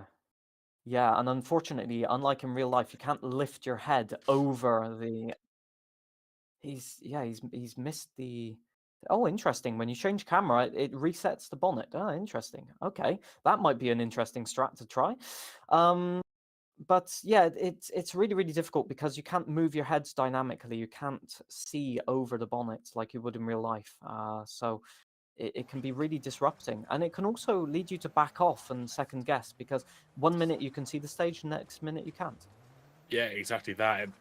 There's an inherent trust between a driver and a co-driver in rally anyway. But when you have instances like that where the bonnet is blocking your view, that relationship has to be so strong, so bonded between the two. You have to trust their word as law and hope that they've got that exactly right within their notes. Yeah, indeed, indeed. It's a funny relationship between driver and co-driver, really. You develop your own style of pace notes in rally. So the pace notes that we have in the video game are heavily inspired by Colin McRae's pace notes. Obviously, the predecessors of Codemaster's current rally game were the Colin McRae Rally series. And so there was no sort of standardized pace note format for rally games before the Colin McRae Rally series. And he brought the pace note system of 1 to 6, plus all of the hairpins and other style of notes, which is a very simple pace note system. But sometimes you can have rally drivers like Richard Burns that have an incredibly complex pace note system of about 9 or 10 different calls for a corner, or the severity of a corner, and it can get very complicated very fast. But some drivers like simplified notes, and other drivers prefer a bit more detailed information to give them a bit more of an idea of what they should do with the car. Yeah, you can kind of see that here in the game as well. Obviously, you've got Patterson and Tom here, both choosing to go with the simplified pace notes. I think I'm trying to read the name, but it's not coming to my screen. A couple of our drivers preferring the more complex pace notes with those 1 through 6 and a little bit more detail being given to our drivers. I just want to give a massive shout out to Dan Gilligan. Thank you for the raid. Hope your racing went well this afternoon. But we also have another question for yourself, Isa, and it comes from a fantastic name. I'm going to read it out. Isa Tree Smash. Oh no. And they say, just drop by to say hi and ask why isn't Isa driving? Well, probably because I've crashed into a tree at that point. But I will be driving. I will be driving after this this presentation and broadcast has been done, because I've been given the challenge to drive this this competition after all of the other drivers have driven it, essentially. So that's going to be very, very tricky to do. At least I get a little bit of an insight for the stages, I suppose. But I'm hoping that I do not smash into any trees, put it that way. All 5 drivers here essentially laying down the virtual gauntlet for yourself. And your challenge is to beat them all. Oh, that's not an easy challenge at all, I can tell you that much. The drivers here, although they might be making mistakes, they're also setting blistering times. I really do think they are some really, really high potential drivers here, that's for sure. Yeah, a few of them have really found their feet in WRC over the last few weeks. Obviously, the first couple of rounds might have been a little bit tricky for them. Obviously, trying to get out of the habits of F1 and F2, trying to just throw the car into every single corner, kind of hope it sticks. But yeah, a few of them now just settling in. I want to go back to that pace note thing earlier as we see Punju. Made a mistake, yeah. Yeah, getting all sorts of loose up Again, himself on and this Rick hairpin Blondie. section. this hairpin section downhill is just the worst because you've got the dips in the roads, the banks, as you can see, the trees, the anti-cut devices. There's so much information that you need to take in, and yeah, most of the times it's just a bit too much. But that was okay. He recovered. Also worth mentioning that he is driving this entire rally with H pattern and clutch. So all of that gear changing that you can see, he is doing that with all of the necessary equipment. Sometimes it can be much easier to drive it in sequential mode. You can choose that in the game, but he has elected to take the full challenge on, and I'm not sure if he might be regretting that at this point. Yeah, I think he might be. You can see the right hand going down onto the shifter every time he has to kind of change the gear up and down. And maybe just a little bit less control on this rally car has caused some of the easier incidents that we've seen through the first few runnings as he just gets caught up through one of the water splashes. A little bit of focus now for Punju as he runs down up the gears again. There is one benefit, though, to using the gears yourself, is that you can elect when to dip the clutch. So when you're just doing the sequential shifting, the clutch is automatically done for you. And so sometimes when you're turning into a corner, you can miss out on the rotation of the car, or the car can start sliding when you don't want it to. Whereas if you're using the clutch yourself, you can just say, just going to wait a second before I dip that clutch, or I'm going to wait a second to re-engage the power on the clutch after I've done this hairpin, and it can actually help you out sometimes. However, when trying to select reverse after going off the stage, that is more complicated, that's for sure. Yeah, he just got caught up, missing a little bit of a turn there as he finds his way through Mexico. The split then of the most recent timing gate they went through, Punju 1928. And it was Oh, Dirk no. Chocolate on a 1911, 17 Punju had seconds up. a rough stage. Punju, he's paused. I think just mentally drained on this stage. The amount of mishaps, not necessarily his fault either. Just a rally like this, a stage like this, can really catch you out, and sometimes you just can't see what's happening, and a mental break sometimes is necessary. That's one of the beauties of having a video game, is you can just press that pause button, take 5 seconds to just go, okay, that just happened. I'm gonna now have to deal with it. Yeah, exactly that. Just a virtual breather sometimes. Just reset. Blondie off as well. I metaphorically. can see on my other cameras here, just taking a trip into the ditch, getting, I think, a 12-second reset penalty. Don't think too much damage. Yeah, radiator damage, I can see that now, yes. Oh dear. But at least at the end of the stage, there are short stages coming up after this, so not too bad, but I suspect, unfortunately, that might be engine damage by the time we get to the end of this stint. So, unfortunate, but not irrecoverable at the moment. Yeah, like you said, some short stages coming up. If they can just navigate through those nice and calmly, not do too much damage to the car, obviously they will lose a bit of Punju time. off As again. Punju off into the river. Can they recover it? I think they're going to be stuck. Yeah, it's a 5-second penalty, not too bad, but once again, just impacting the morale of the driver once again. It's so important to keep focused, keep calm. I'm sure he's doing as much as he can. Indeed, I'm just getting information that Dirk is ahead on the stage, even though he started behind in the time. So you can just see how much Punju's little mistakes are affecting his driving a little bit, but also how Dirk is going very well through the stage, to be honest. Yeah. From what I've seen, it's just a calm, collected drive, which is sometimes what you want. Yeah, there's been no exuberant throws into corners from himself. He's just taken every corner as it comes. Kind of taking that break, braking early, getting the assessment right, hearing what his co-driver has to say. He ran a little bit wide there, but nothing to worry about. He hasn't been off the track too much this time around. And actually, a fairly consistent lap, or fairly consistent stage for himself. As Rob in the chat says, his 24-24, it feels a lot more solid now. And yes, it does. Yeah, I was just thinking then, have there been any precedents where there's been a rally decided on like engine damage or something like that? And I think if I remember correctly, Thierry Neuville, currently driving for Hyundai in the WRC, got engine damage on Rally Argentina 2016, if I remember correctly. and had to finish the rally, complete the rally, by filling up his radiator using the champagne that was given to him for winning the rally.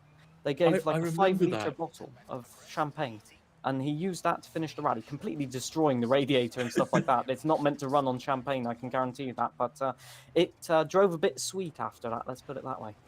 Yeah, I guess it goes back to kind of that old pseudonym of kind of use what you have available. Sometimes rally drivers, you'll see them using sticks and branches trying to bash out certain things, repair certain things on their cars. And obviously champagne, it's a liquid, it will go in the radiator, and it saw him through. Indeed, indeed, it did. Yeah, because one thing you have to realize is, unlike in Formula One, if you crash after the finish line of the last stage, the rally is not over. The rally ends officially when you get back to service most of the times. So after you've completed the stage, you've got to drive the road section, and there's two rules that hamper a lot of drivers that get damaged. Riff Blondie nearly making a huge mistake there. She's off the road, but she could have flipped way off the road there by hitting the inside bank. Got a bit lucky there. As we see, Dirk Chocolate has now completed the stage, and Punjo is nearly at the end of the stage himself as well. So two rules can really hamper you at the end of the rally. You have to have 4 tires on your car, rotating tires on your car on the road sections, and you have to arrive at the end of the service park under your own steam. So your engine has to still be working. And there are some drivers that have retired after the end of a rally because they have not been able to make it back to service. I'm guessing a lot of that will go back to tyres in the end, and we'll get some times up on the screen. 87th for Dirk Chocolates in the collective stages at the moment. That's a pretty good stage. 23:28 for Dirk, Look at the 24:07 for top times, Punju. though. I've just seen on Dirk Chocolate's time there, the top 2 were separated by 0.4 of a second Wow, after 27 kilometers. that's insane. 22 minutes of driving. Incredible. I'm sure we can pull up the standings at the end of that stage. This is the community, well, everyone in the club putting together their collective times. Tristan and Vlembar both together there. Just getting, yeah, like you said, 0.4 between them. Next Yeah, closest, incredible. 24 seconds out. Incredible, just incredible. And you must say though, there's a certain car that might be the best car to choose in this one. The Delta having I think 10 or 20 more brake horsepower than the other cars in the class. There is a technical reason for that. I will get back to that. But yeah, certainly the top drivers really pushing flat out, and you can see that one little mistake, even on a rally like this, can be devastating for the top drivers. Certainly. 12 seconds now. Tristan really eking out the gap there. Incredible. But you can see already a 1-minute gap to Lawless in 3rd place. I think he finished 3rd place on the last rally as well. So very, very consistent from Vlembar and Lawless, that's for sure. And another recognized, I think, esports driver at the top there. So every single week goes by and more competition appears. It does indeed. Obviously, attracting a lot of competition is the EA Creator Series. Drivers just getting themselves caught up, and I think we'll be able to pull Dirk in and have a quick chat. Isa, I'll let you have a little conversation with him here. Well, that looks like a very calm and collected drive. How did it feel for you? I made that one big mistake, I think, at the start, which cost me like 8 seconds. But otherwise, I have never told myself to not get distracted so much in my life. That was fun, but oh my god, was it long. So you normally do Formula One races that can last anywhere from, I don't know, half an hour to an hour. Yeah. How different is it driving a rally stage for all of 22, 23 minutes? Can you compare them? Well, yeah, you've got a Formula One track, or even like any road track that you do if it's prototype racing, and it doesn't change. It's the same corner in the same place every single time, and sometimes if it's like the same weather conditions, nothing changes. The only differential factor is your tire life. Here, I have no idea what's coming up except from the voice in my ear telling me what's going on. Those are 2. That was my big mistake there. That was my 2 big mistake. And it's like, you don't know what's happening. Your tires are dying. The stages is changing throughout the whole place. Sometimes like you get snow randomly. Not this case in Mexico, but it's just so different. You have to just have your brain switched on the whole time. The whole time. You can't drive an autopilot. So the co-driver is a big factor in rallying, and some drivers cope more or less well with having that co-driver. How well do you cope? Do you manage to listen to the co-driver every single time, or are there some cases where you just have too much like information overload? So I've gotten rid of everything except from the code route. My brain is like a squirrel, or like a dog that sees a squirrel. Like see something, it focuses on that. So I've turned everything off, and all I have is the voice in my ear, which is so helpful because you learn to like listen and understand the cues. So you hear like double caution, you hear square right, or something like that, and in my brain now just goes slow down. This will be hard. Take it easy. It's really helpful actually. Once you kind of like get the rhythm and understand it a little bit more, it's really helpful. Really helpful. Obviously, otherwise we'd be driving blind. But yeah, Amazing insight. What more can I say? yeah, it's good. It's really good. It's just been but yeah, this stage is hell. I'm not gonna lie, it's hell, bro. It's quite possibly one of the most difficult stages in the game. So the fact that you drove that so well and so calm and consistent, okay, a few mistakes, but everybody's going to make a mistake on that kind of stage, even the pros. So just amazing effort. What more can I say? Thank you very much. That means a lot coming from yourself. I don't know what to respond to that. I don't like to play myself, but I think you're underestimating yourself. That's for sure. Do you know what I will say? Every time we've done this, you learn something new, and it's been. I think the more you do it, the more you learn, and the more you get to understand how like rallying really works. And yeah, it's not about going fast at all. At all. It's just consistency. Yeah, it's a different type of dirt, isn't it? Yes, sir. Yes, sir. Ah. Well, Well- I hope that you can have. Well, no, you're probably going to go into the next stage very, very soon. But I hope you have a smooth end to the rally. Put it that way. Much appreciated. Now the hard bit's done, so easy bits now. Say that. I'll hold you to that. Cheers, guys. Cheers, Dirk. Well, great insight there from Dirk through the longest stage, obviously beating Punju by 39 seconds. I don't think we got an opportunity to let him know that, but nonetheless, a fantastic drive by Dirk. Already into Punju, the next stage and another mistake. yeah, I It's think just- he's got caught up in his own head here a little bit. Yeah, it happens. It's so easy. Even the pros in the WRC get caught up in mistakes. You see it very, very often. As soon as it starts going wrong, it's just a deluge of just small little things happening. And the problem is, you start focusing not on what's in front of you, but on what's immediately in front of you. So in most racing coaching sessions or anything, they'll tell you, look as far ahead as possible, because that's where everything's happening. If you look to where you want to go, normally you'll go in that direction. But if you start looking at the little obstacles, thinking, last stage I hit that rock or something like that, you can get caught up in looking at what's immediately in front of you and not notice that you're about to go off the road. Yeah, exactly And- that. Yeah. Yeah, Punju Well- did exactly that. Yeah. Yeah, the jinx is real. The jinx is real. But he's doing a good job keeping it sort of on the road, trying to just push through in true rally style. One thing that he has got going for him is that the Group A cars are robust. They are very, very sturdy. The Group A regulations were designed to be simplifications after Group B, and they're built on sort of production cars, reinforced. A lot of parts that were needed to be used for multiple rallies and had to be really, really sturdy. So compared to the modern cars, they can really take a lot of punishment. For the amount of punishment that you might want to think that they can take, you can look up Colin McRae in Rally Finland's 1992, where on no less than 2 occasions, if not 3, if I remember, he rolled the car and completely broke the car, but they were able to repair it and get it going for the next stage. Yeah, it's incredible to see how much they hold up to rolls and the crashes and the clips that you have through all these stages as Punju once again puts that Lancia on its side. I want to briefly, we've got a question in chat talking specifically about the car Tom's Patterson driving. off as well, big hit. Sorry to interrupt you there. That might, yeah, radiator damage for Patterson.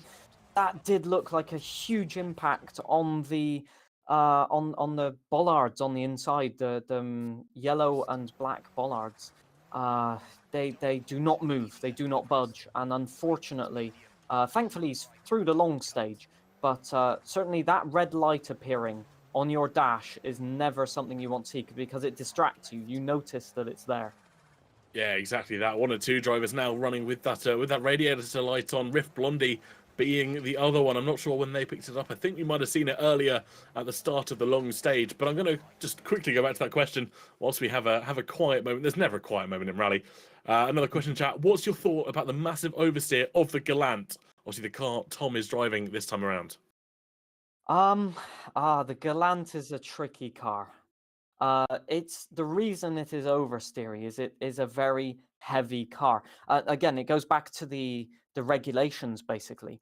The Galant is from a bit of history about the Galant to explain the problem with the car.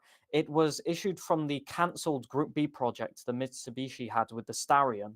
Group B was cancelled, so the project was cancelled, but they used some of the parts to make the Galant. So the Galant was a kind of a mix match of pieces and parts that they had to just get them involved in rallying in the first place. And they swiftly moved on to the Lancer Evo, as I said, which was a much more successful car. But in essence, it's a very top-heavy car, and it's a very wide and heavy car in general. And so the problem you have is the tires are stressed. A lot like in Formula One, if you have an extra 2-3 kilograms on the car, your tires over a race distance will be completely destroyed compared to a lighter car. And the same thing is true in rally. When you're searching for grip on a gravel basis, the tires can still overheat. They can get blisters. They can even get graining in certain circumstances, but blisters are more frequent because you're sliding the car a lot more than in Formula One. And in essence, it was a car that ran until 92 and 93, if I remember, and it's got less evolved differentials, so it's operating on a less stable chassis, and so you're either going to get understeer or oversteer, and in Tom's case, he's getting massive oversteer, and because the car is so wide, it poses a problem because even if you're on the apex, you can clip a bank somewhere, for example. So definitely a very difficult car to drive, and I will say an underdog in this game. It is definitely not the car of choice, as Patterson clips another post there. Just getting the entry wrong, just hitting the brakes and turning, basically. Just locking the front tires, and Tom's about to arrive to that section too in the Galant. Let's see how he navigates this section. And he's off as well at the same point, nearly enough, at the exact same line, smiling at it, and he's stuck.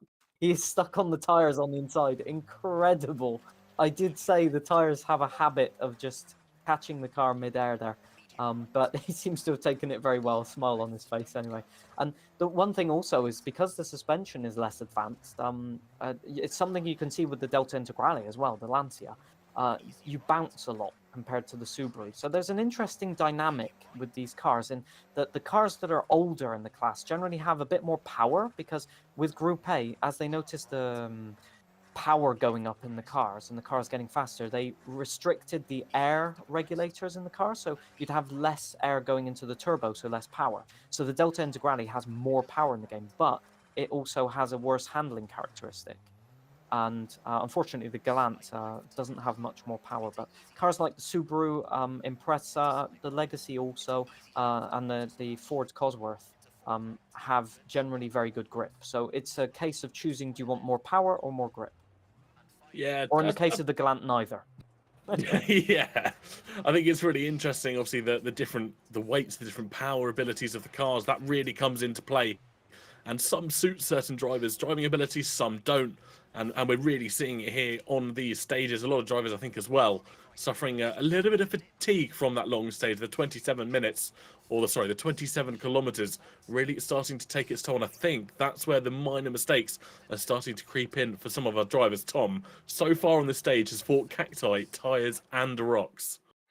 Yes, battling with the elements indeed. It's one of those things in rally. You don't have that many barriers, as you can see. So getting close to the elements and learning to recognize them is definitely a trait that is needed of a rally driver. But he seems to be calm and collected. I mean, Tom's F1 live streams can often have very unpredictable events, and he seems to just deal with them as if it was part of the script. And I'm sure that crashing off the stage is not part of his intended script, or if it is, it's genius. But he just has that calm nature about him of just resetting after every minor problem that happens. Yeah, we see it with Tom quite a lot. Obviously, he's driven the Formula One cars quite a lot in his career. He driven a different multitude of car classes as well. He has that ability after a minor setback, whether that is a small collision with another driver, or like on here, a little trip into the dust and the gravel. He just puts it out of his mind, refocuses, and that's an incredible attitude to be able to have as a driver. Indeed, it's something that is not given to some, that's for sure. It's one of those just character traits that you have or you don't have, really. And for some drivers, they manage to contain it. They manage to train to a level where they can keep it out of their minds. But there are some drivers, a bit like Sebastian Loeb and Sebastian Ogier, that no matter what happens, they just manage to go to the next stage and win it. It's like, okay, well, we had a problem, we had a puncture or something, but that's okay, I'll win the next one. And there's some drivers that are able to do that, other drivers are not able to do it. And as far as I can tell, it just comes down to you were born with that talent to do that, and enjoy the rewards of it. It goes back to one of those things that Tom has said many times before. We don't make a stream, we make a show. He has incredible sportsmanship, not only for the passion that he drives the cars, but also just being able to dust off anything that happens to him. And I think that is definitely some natural born talent within that man. Certainly, and I think it suits, the rally suits him as well, because in rally you're allowed to be a bit more expressive with your driving style. In Formula One, there's a set way that you have to drive to be faster. There's always an optimal way of doing it. Whereas in rally, there's 3 or 4 ways of driving. You can be super aggressive and be fast. You can be super cautious or consistent and smooth and fast. And there's multiple ways of doing it. So the fact that he's been given more freedom of creation, effectively, in rally, I think really suits him. I don't remember. Indeed, we saw on the left-hand side of the screens there, He's gone wrong way in the junction. Oh no! Just because I said that. Yeah, it is the commentator's curse coming back to bite. But on the left-hand side of the screen, as Tom was making that minor mistake, Paston finishes the stage 71st at the moment. And across the line for Tom, it was something of 25. 9:52 for Tom. Thank you very much. Very, very good stage time. Very, very fast. And I just want to point out the Rift Blondie has lost her headlights and has engine damage now. Oh my God. And has just gone off the road. And gearbox. Oh, the totality. Oh, dearie me. Not the best of scenarios. The good thing is she's in the Subaru, so it will probably not break down. Maybe the head gasket will go, but the rest will be fine. Yeah, exactly that. It goes back to what we were saying at the start of stream. What do you kind of what do you suffer with? What do you prioritize in terms of fixing at those service stations? What do you kind of decide you can live with? Rift Blondie deciding that lights is one of those things that she doesn't need to be able to complete the rally, and complete the stage she does nonetheless. I think those lights were damaged during the stage, because I think the lights were still on the car at the start. So yeah, unfortunate. I also had a messy one, to be fair. So I think we're going to have another chat with Patterson here as he finishes that stage. Patterson, firstly, congratulations on finishing the stage so far. And how did it go for yourself? It went very well. I'm really enjoying Rally Mexico. It's great. Yeah. We're seeing a lot of drivers having issues with cliffs and curbs and cacti nonetheless. Any sort of major incidents that you've had among these stages? No, not really. The only one I've had is where, I mean, my boot's hanging off there. I don't know why. But I had one problem where I'm pretty much up in the air from like a little jump, and then it says, as you're in the air, it says, oh, hard right. And that hard right is about 5 feet away. You're like, what? So obviously I came down and hit a wall. But yeah, that was a bit of a weird one for me, which is there actually on screen right now. That's exactly what it was. But no, I'm really enjoying it, yeah. Yes, I didn't know that active aero was not banned in the WRC, but you're certainly making it work there, that's for sure. I think Red Bull will be having a look at that design on the car. But But overall, it looks like not a bad stage. Obviously, you did pick up a little bit of damage in there, but is the car still driving okay? Oh yeah, perfect. It's showing really well. Okay, well, that Ford sponsorship hopefully will be going your way. There we go. But the night stages they make it even more difficult because you can see even less than optimal. No headlight damage or anything after that? Nope, lights are still fine, which is all good. No, all good. I do think I've done 2 stages now, which has been P1 in the creators. I think Impressive pace. I the must last say, stage you have in this one. one thing that we have been mentioning is just that yourself and Tom are just very clean and consistent, making a few minor mistakes, obviously, but that everybody does. And what you're losing potentially in a couple of seconds of pace here and there, you're actually gaining tens of seconds with other drivers making mistakes. So I think you might be quite right that your pace in the last couple of stages has been stellar. Yes, that's it. I've been saying to my chat, like, I'm going to lock in. I'm going to just be cautious, really, around certain things, because I don't want to be going off a cliff and then getting a 10-second penalty, because that could really put the difference between P1 in the creators and and last place. So I've been focusing on that. Yeah. Incredible insight. Thank you for that. Well, we'll let you get back to your stage. I think 4 to go for yourself. Next up is San Diego. So we'll wish you the best of luck with the remaining 4.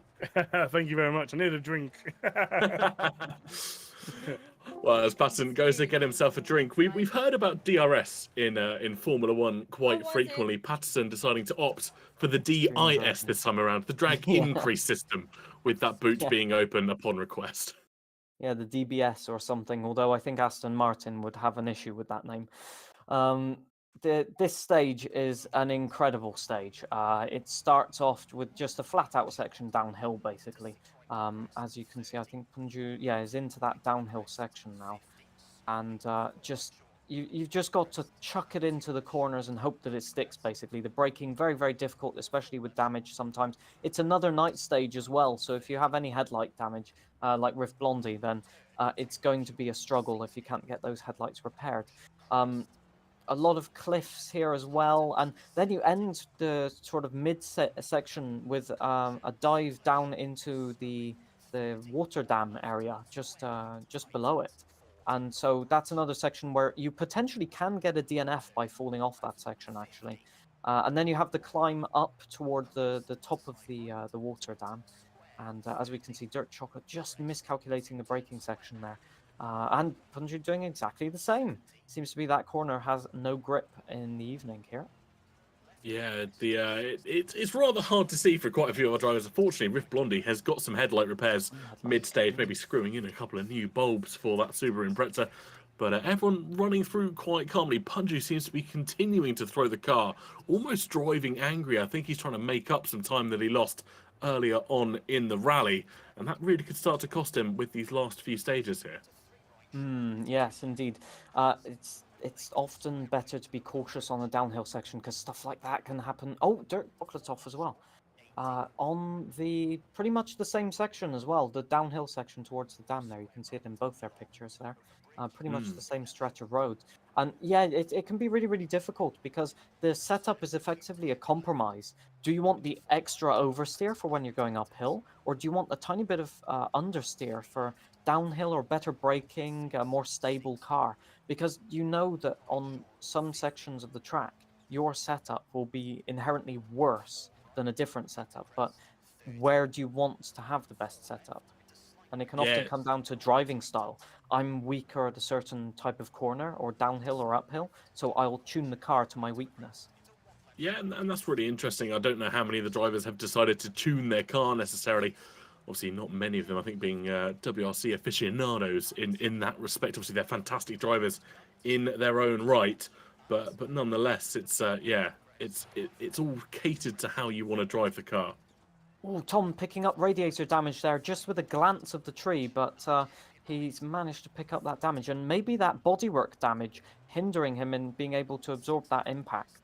As I said before, if you have bodywork damage, especially severe bodywork damage, Rift Blondie's lost her headlights again. No, that is not what we wanted to see, and that is going to be very, very tricky now to finish the stage because I can't see anything. I'll be honest on her camera. No, That is I not good. Yeah, you can see the dismay, just the look of disbelief that it's happened again, the shrug of the shoulders, everything. It's as if she knows that she's on camera right now. The perfect reaction for us, but unfortunately for her, it might be game over. It is retirement. I can't No. believe it. Oh, gutting. I I'm didn't think in we'd see it disbelief. coming.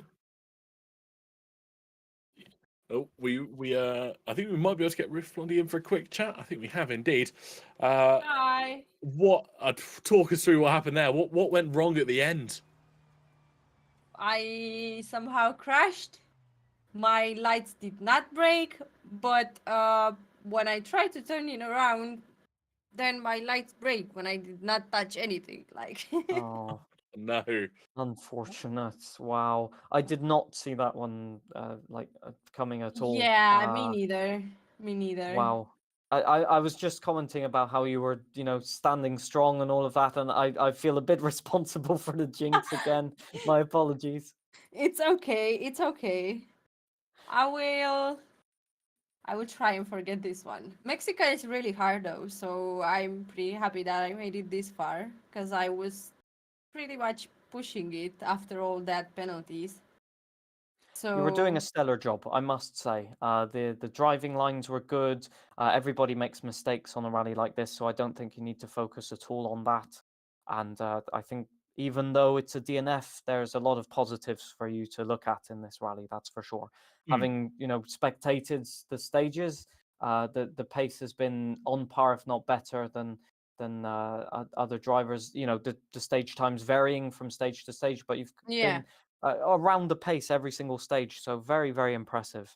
I know you're not a regular WRC driver, so like all the other drivers here, just to see the amount of just sheer talent that you bring to the table in terms of just getting in a car and stages that you're unfamiliar with and just laying down these kind of times is quite incredible, I must say. Well, coming from you, I feel like I already won this, so I feel flattered, and I cannot be more happy, even though I DNF'd. That really meant the world. That really meant the world. I have to Well, say thank it. you. I'm not that good, but thank you. There's not much more I can say to improve on that, but congratulations. You made it further than at least one commentator did so far. Isa's still to be determined later on. We'll go watch him. I haven't once this completed any broadcast is finished. stages, to be fair. So currently, I Rift was Blondie talking is about doing myself. better than me. Okay, got it. I'll take that. Well, we'll wait and see where Isa puts himself. But Rift, thank you so much for coming and chatting to us. Hopefully, we'll see you back. If not next week, normal. maybe Normal. another time. Sure. Yeah. Thank you for Lovely having me. stuff. Left-hand drive, right? Oh, What was that? It's off. as producer off. Rob just removes her from the call. As we see on the That's screen, funny, Paston right, and guys? Tom just finishing their runs. Did you die? We've had another Yeah, question I in did. chat, Isa. Uh-oh. And it comes from Mr. Dale himself. Who does Okay. Blood have to send 20 quid to get VIP around here? You couldn't see. That is a comment that I'm not authorized to answer, I don't Yeah. think. It's brutal. Did you some fall off a some cliff, may something like that? No. maybe It's, you'll have to ask Rob in I- production. Hey, come directly to my PayPal, Dale, if you want. I'll sort you out. But as we continue on this rally, down to 4 drivers now, with 3 stages to go. Next up is El Mosquito. I don't know if there's any reasoning behind that name. I'm sure Isa will be able to tell us if there is. Well, I always laugh when I see that stage name because it kind of implies the ito at the end means something small, right? And it implies the existence of El Mosque, and I'm very scared at that sort of idea of like just a supersized mosquito. So a very weird stage name. However, it's a very, very tricky stage, to be honest. This is kind of a stage where you can push flat out. It's San Diego, but in the reverse format, basically. So Okay. instead of going downhill at the start. You're going a brief downhill section, but most of it's uphill. The problem is with that is you have a tendency to push very, very hard and to sometimes come unstuck, unfortunately. So I hope that, well, they've got a service right now, as you can see, and well, they've got more lights than on a Christmas tree, sadly. That was a few months ago, guys. But yeah, it's not looking good for some of them. I mean, Tom barely being able to repair some of the damage here. It's not looking good. Again, that gearbox repair really hampering him, but I'd focus mainly on repairing the radiator, as Punju's doing, basically. Yeah. Speaking of Christmas lights, ironically, they're the thing that's working on every single car at the moment, along with the clutch. The only standout thing, I think everything else is damaged beyond repair. Everyone having major bodywork damage, major exhaust damage, pretty much some turbo damage, and just throwing in a bunch of assortments of other damage just for giggles. For sure, for sure. It's yeah, that's the thing that I was saying though. These cars are tough. If you were in any other car class, you'd be potentially taking even more damage, if not a DNF in this session. And I think this, for me, this was kind of the golden age of the WRC. Sturdy cars, cars that you could literally, for example, the magic words of win on Sunday, sell on Monday. If you were a racing team, you wanted to have your production car, because these are basically production vehicles, on the top step of the podium, because on Monday you'd get all of those sales. And in fact, I have some figures for that actually. In Lancia in 1987, so the first year of Group A, won basically nearly all of the rallies in 1987. And in the first half of 1987, they had an increase in sales of their road vehicles by 42% that they Wow. directly attributed to their success in rally, which is an incredible statistic. That is absolutely incredible. Obviously, we sometimes see it with Formula One, not quite as much as the rally had an influence on road cars, but then the rally cars, like you said, having to basically be production vehicles themselves. Yeah, there's a huge debate at the moment, like right now, today, on whether or not the proposed regulation changes from the WRC are beneficial or not. Essentially, they're trying to simplify the regulations of Rally 1 to reduce costs and all of that, and bring in the Rally 2 cars to be competitive with them, so that there's a more cost efficient option. And obviously there's opinions to the left and to the right of that. You know, it's a very controversial topic. Regulation changes always are. But if you look at the success that Group A had in terms of not only spectators, but also manufacturers entering, you had 6 or 7 manufacturers all at once in the Group A, and with very different car concepts. And of course, every rally fan's dream in the 90s and early 2000s was to either own a Subaru Impreza or a Mitsubishi Lancer Evo. Indeed, it's definitely one of my dream cars. If I can ever afford it in the future, I'd love to have a Subaru Impreza back from the late 90s. But as we see Dirk Chocolate running through the first few stages, just a quick update on how our creators do stand. It's Punju in P79, Patterson P86, Dirk in P92, and Tom in 105th place. And a special shout out as well to producer Rob in 126th place as things stand after stage 6 here. Yeah, the standings are looking very, very spicy at the moment, I must admit. That's incredible stuff. Indeed.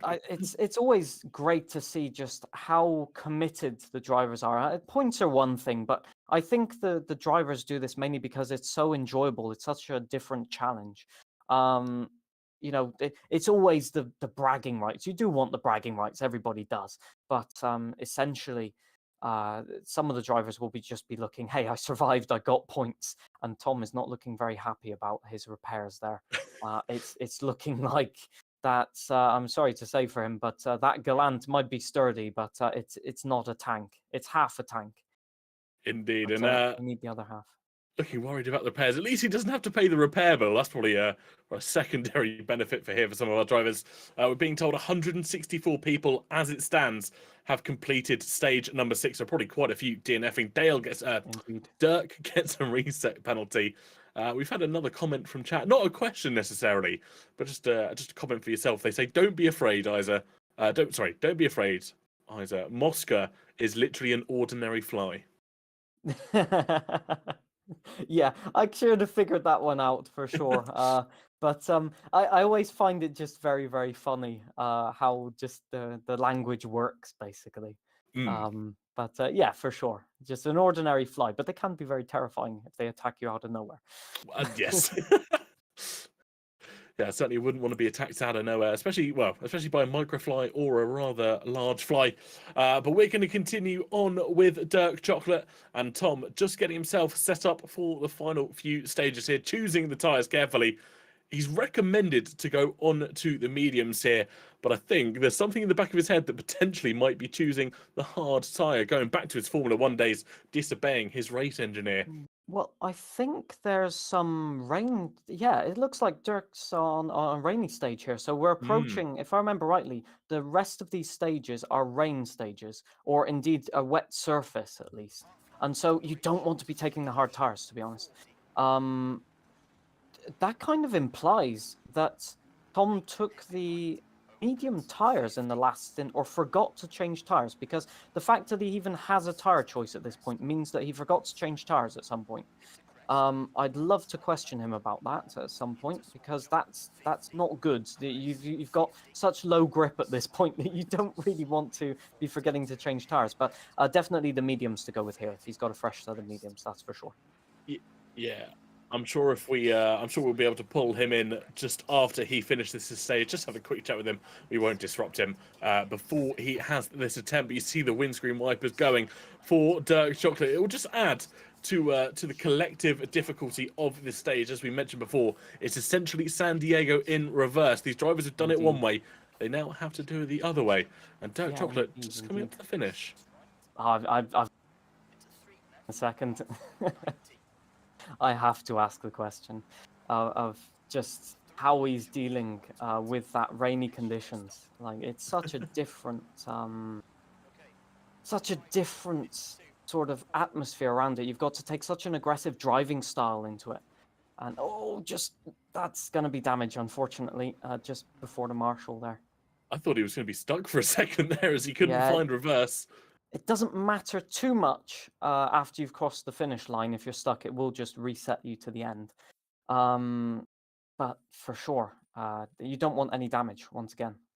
No, not at all. And Tom Looks just like finding his his way. car is okay, actually. It seems like he's repaired the bodywork, which is quite an odd choice. Maybe it might be that the bonnets was distracting him too much, basically.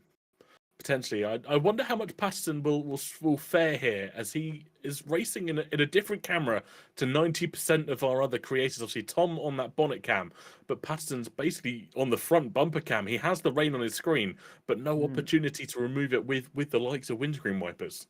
Well, yeah, I mean, it has the advantage of any damage won't show up on your camera, which is great. But it's also a lower camera, so you can see less over the crest. And yeah, it's kind of a trade-off, honestly, between the cameras. I'm not sure really which camera to go with. Obviously, for performance, you want to go with the camera Tom's using, to be honest. Because you can see a lot more of the roads. It's a center camera. It's the camera esports drivers use for sure, unless they're restricted to interior cameras, like we were on the WRC esports events. But for sure, if you want maximum performance, you go with that. But then again, you get damage and then you can't see the road. And yeah, it's a personal preference, I think, because there's also the positioning of the camera, because Patterson's right at the front of the car. Tom is a sort of front midsection, and the interior cameras are basically in the middle of the car. So you get a different feel for the car depending on which camera you use. And then the exterior cameras, which are right at the back of the car, are a completely different feel as well. So you can be really good in one camera and then forced to change to another camera, and suddenly you're making mistakes, lacking pace, second guessing yourself, and all of that stuff. Yeah, I think it, like you said, goes to personal preference. It's a really interesting choice by Patterson here. He's essentially in front of his front wheels, so what he's seeing on his screen might not necessarily correlate to how his steering inputs are going. Obviously, the camera will turn a little bit more than what his steering wheel input is, but definitely seems to be working for him, and full credit to him for that, as he rides the curbs and just holds it into the bushes, though, and a cheeky reset to track there as well. The junctions appear out of nowhere sometimes. On certain rallies, you get arrows, and you do in this game. You can see them appearing, the orange arrows, basically, indicating that there's a junction coming up or a tight turn. But sometimes you can just not see them. If they're not on the apex and you're looking towards the apex and they're on the outside of the corner, your eyes will not focus on them. And because everything's a yellowish color, the orange arrows do not stand out like they do in other rallies. And so, yeah, it can be very, very difficult to pick out the junctions. One thing I have seen is different colors of those markers. You sometimes see yellow and you sometimes see red. Is there a differentiation between the two? Is one kind of like a breaking point, one's a turning point, or is it just to do with the severity of the turn? So I've had multiple descriptions of them, and I cannot tell you which one is true. I've had descriptions that some of them are to indicate the severity of the junction, and others have told me that the yellow marker boards are for braking, and the orange/red marker boards are for turning in. So the junction is there, you've got to turn in now. I would not be able to tell you which one is true. I'm sort of I'm on the guessing work of, because I've seen two marker boards every single junction. One of them is for braking, and the next one is for turning in, basically. That's been my assumption when I've been running some of these stages. Obviously, the yellow is kind of your 50, 100-meter brake board essentially, but on the dirt and the gravel that we see here in Mexico as they run up the hill, and then obviously the others, just that turn-in indication. You've got to get that car rotated now. There is something coming up that you cannot go straight onto. I did not know that destroying the breaker marker board in Formula One was a strategy in WRC, but there you go. Destroy the board for the other drivers so they don't know where to turn in. It's always a strategy. It's loved, especially in the Creator Series F1 races. Might have seen it once or twice. Most certainly. I don't blame them. Got to take every advantage that you can. And as Tom completes the stage, the bodywork looks unscathed, so it's been a pretty good stage. I must admit, just looking at the driving, they're a lot more calm and composed, and the mistakes are a lot less severe now. Just got to comment on but you can see it on your screen, just the smoothness of the driving. And that can happen after a few mistakes and all that. You get a feel for the car and you're like, oh, this actually works a lot better than I thought. Yeah, everyone finding some really good times here around the El Mosquito. Obviously, Tom celebrating a little bit with his chat, making some funny faces. Patterson, the classic hand in the air for himself. He's happy with that. And like we said, pretty minimal damage compared to what our drivers started this stage with. Also, the occasional bump and a right fender, kind of a little bit out of place there for Patterson, but not too bad. I noticed radiator damage, unfortunately, for Patterson, I think.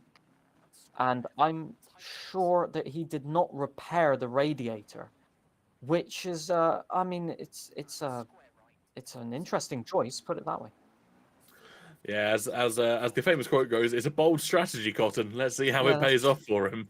Indeed. Is he flying too close to the sun? Let's find out.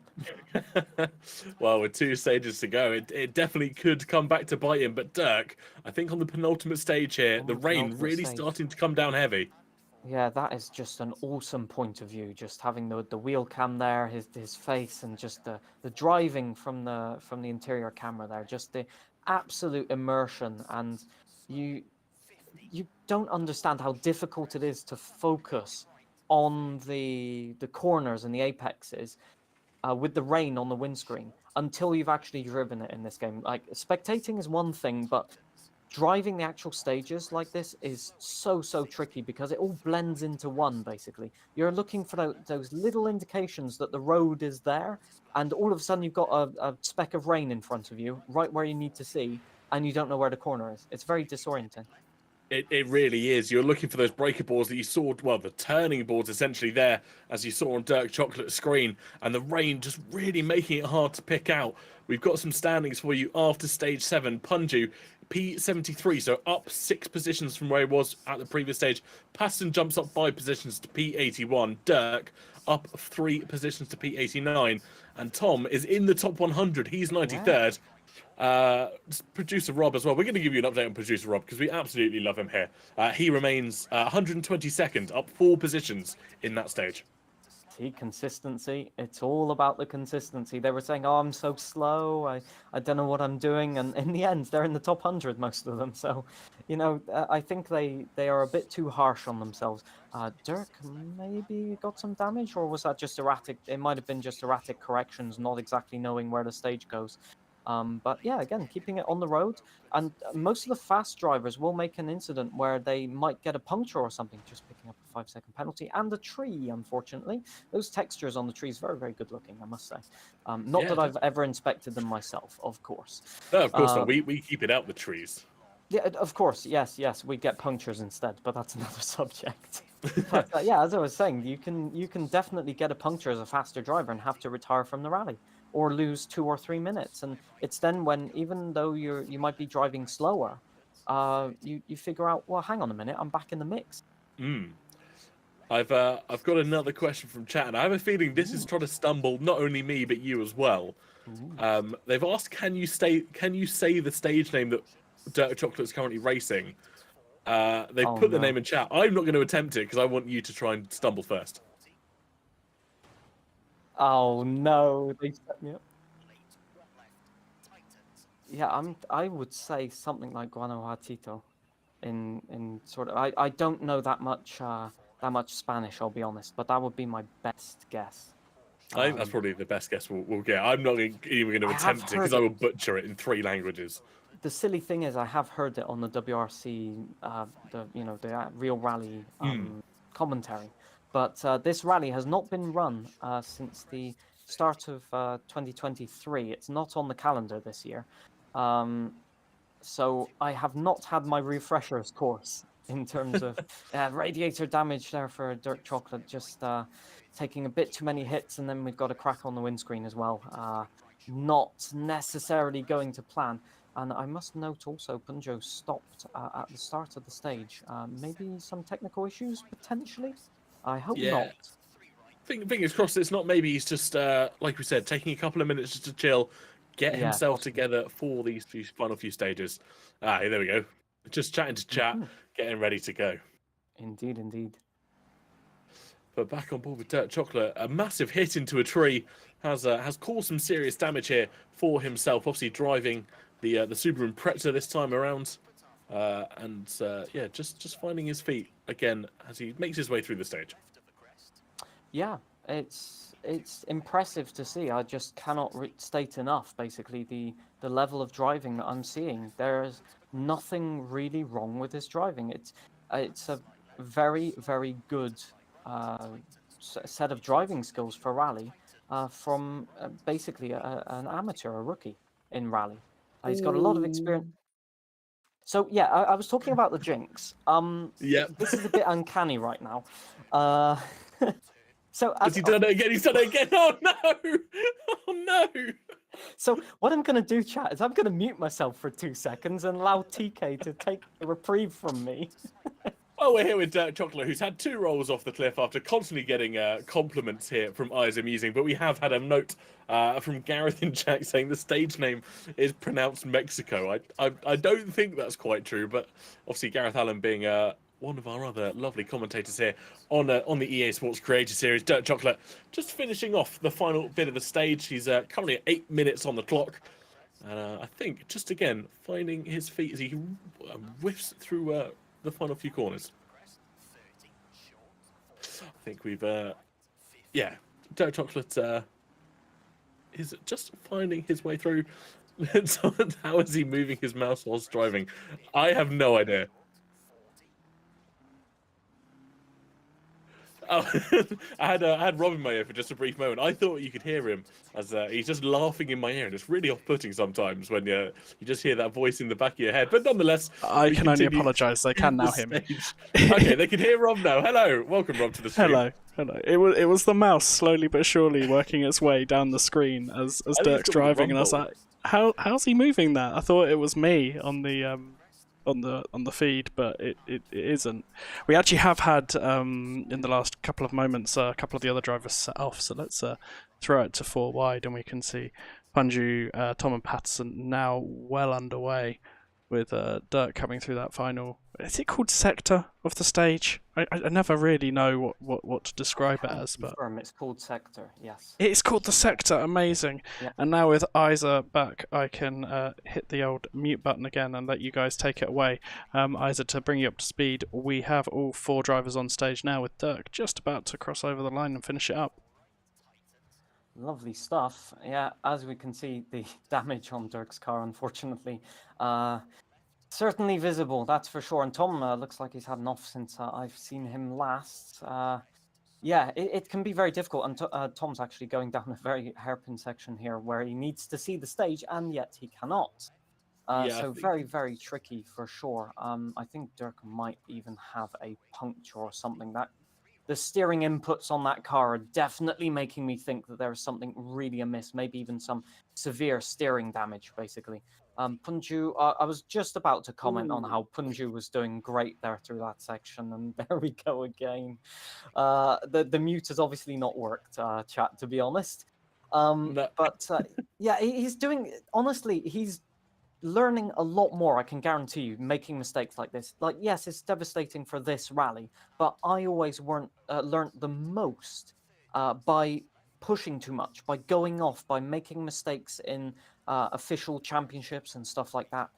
When I had a clean rally, I learned nothing. And it was always the rallies where I thought, yeah, I made a mistake, but look at my pace. It was incredible. And that's Yes. the thing that I think he can take from this. It's a really interesting way of looking at it, and a lot of our drivers do it here in Formula One as well. They find that limit, they find where the edge of the car can take them, and then they just dial it down from there until they're content with how the car is handling. Patterson making his way through the stage at the moment. I think this is not far off some of the edge of the cliffs. Indeed, I indeed. wonder- Of course, my problem was always I never stopped crashing. You know, at some point you do have to stop crashing and learn from your mistakes, which is an ability that has often eluded me. But yes, it's for sure. If they can learn from their mistakes, it's very, very good. And as I said, in rally, it's a different sort of wrong line. Wow, gets away with it. Incredible. Incredible stuff. That is the closest I've seen in that corner to making a mistake and getting away with it. Incredible. Just kept it calm. I saw barely a flinch. That is just incredible sort of concentration from Patterson there. Incredible stuff. But yeah, in rally, you drive at 90%, and learning what that 90% is very, very challenging as a circuit racer. Because in circuit racing, most of the time, especially on modern tracks, you have a runoff area.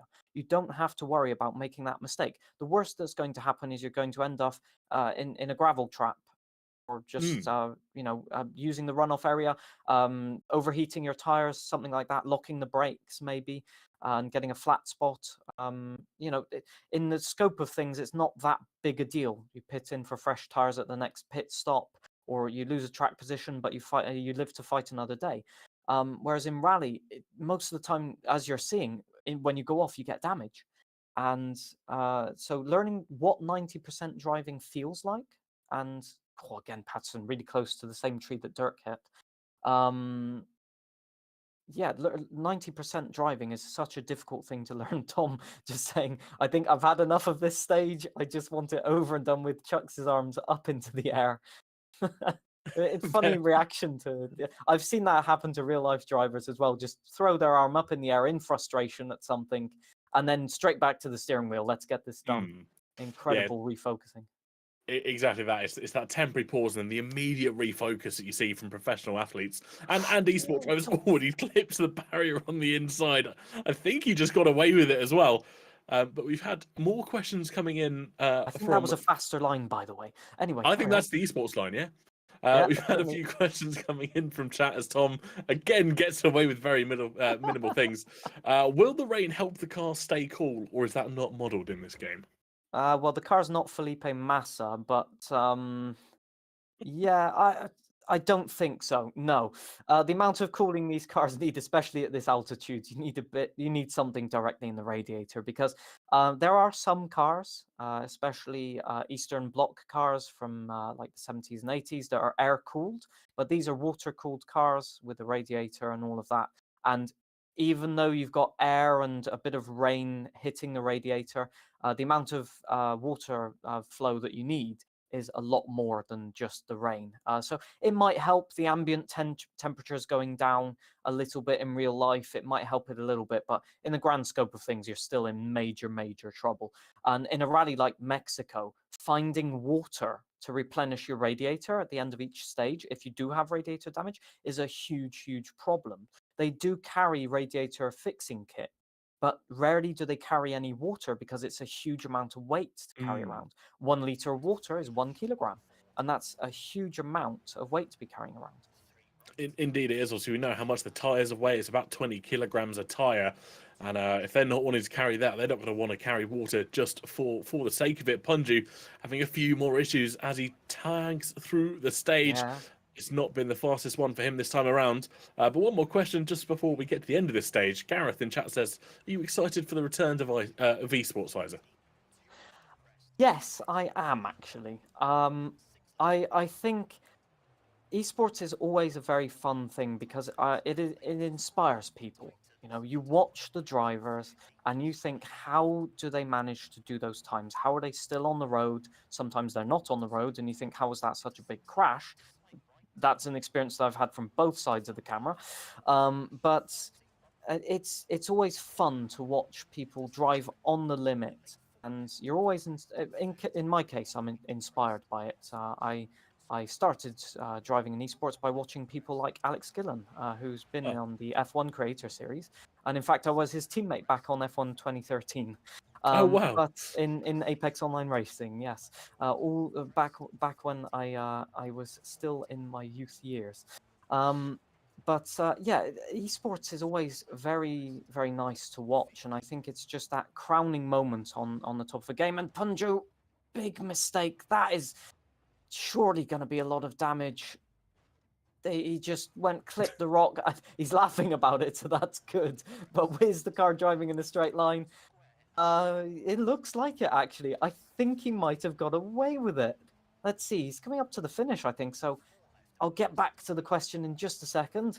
I just want to see, does he have damage? We'll see in just a second. Hitting the barrier once again. Not going very well. This is, again, another stage where you've got a lot of cliffs, a lot of stuff that you can hit. And you really want to drive a bit cautiously on this one if you can.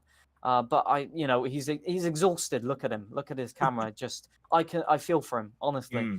Very, very tricky rally in general, and for him to be carrying on, I think is just the mental fortitude that is shown in stuff like esports. For example, all 4 tires are on the car. There's a bit of tracking damage on there, but that should be fine. It shouldn't be too noticeable. Tom approaching the stage end as well. I think everybody actually approaching the stage ends now. Tom has engine damage though. Tom has engine damage, but not radiator damage. He must have elected to fix his radiator, but the damage done to the engine beforehand is too severe. That can be a thing as well. You repair the radiator, but the piston is already damaged, or the valves are already have a problem with them, and it just gets worse and worse.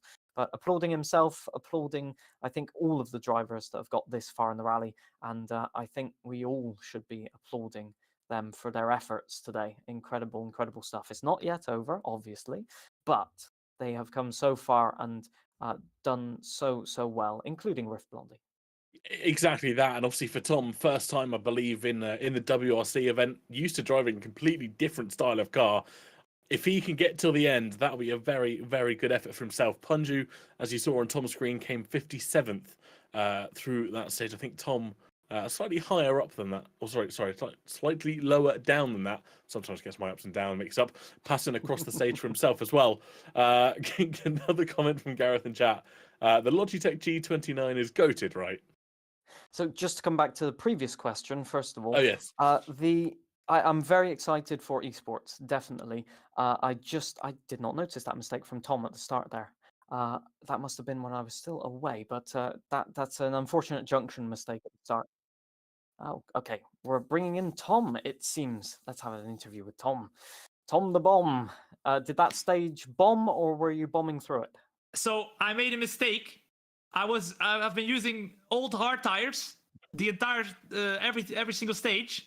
and now I had a chance to change my tires, but I put mediums on instead of hards, so now I'm stuck on old mediums. Oh, that is most unfortunate. Although I think the mediums will be better than the worn hard tires. I was just commenting that you had too many tire sets in your service menu there, so I thought that you'd missed a Yeah. tire change. Yeah. Very, very unfortunate. I'm not sure that's a mistake that's possible in Formula One, although they might put you on the wrong set of tires. That's a Yeah, different true. thing. But obviously they've rummaged around in the back of the workshop. They found you 4 tires that look like rally tires, so at least you can finish the stages. How did that one feel then? No grip at all? I don't know. I mean, I think it was maybe the rain as well. The rain feels a lot different compared to just the dry track. I really like the surface though. This is probably my favorite surface. I've done a little bit of driving in WRC before, and like the asphalt, I don't really like. It's really grippy, but this is like you can drift the car through the corners and stuff. I'm just happy I fixed my my bodywork, because earlier I had like this bump in my bonnet and I couldn't see nothing. And I tried to get it off, but I was like, if I crash out right now and I break off the bonnet, I will crash something else. But I saw some. Oh, bruh, so much stuff happening right now. I finished the stint. Engine broken, bruv. Engine flipping broken. I have like a red engine. I don't know if I can finish it still. I have one more You race to should go, be obviously. able So to.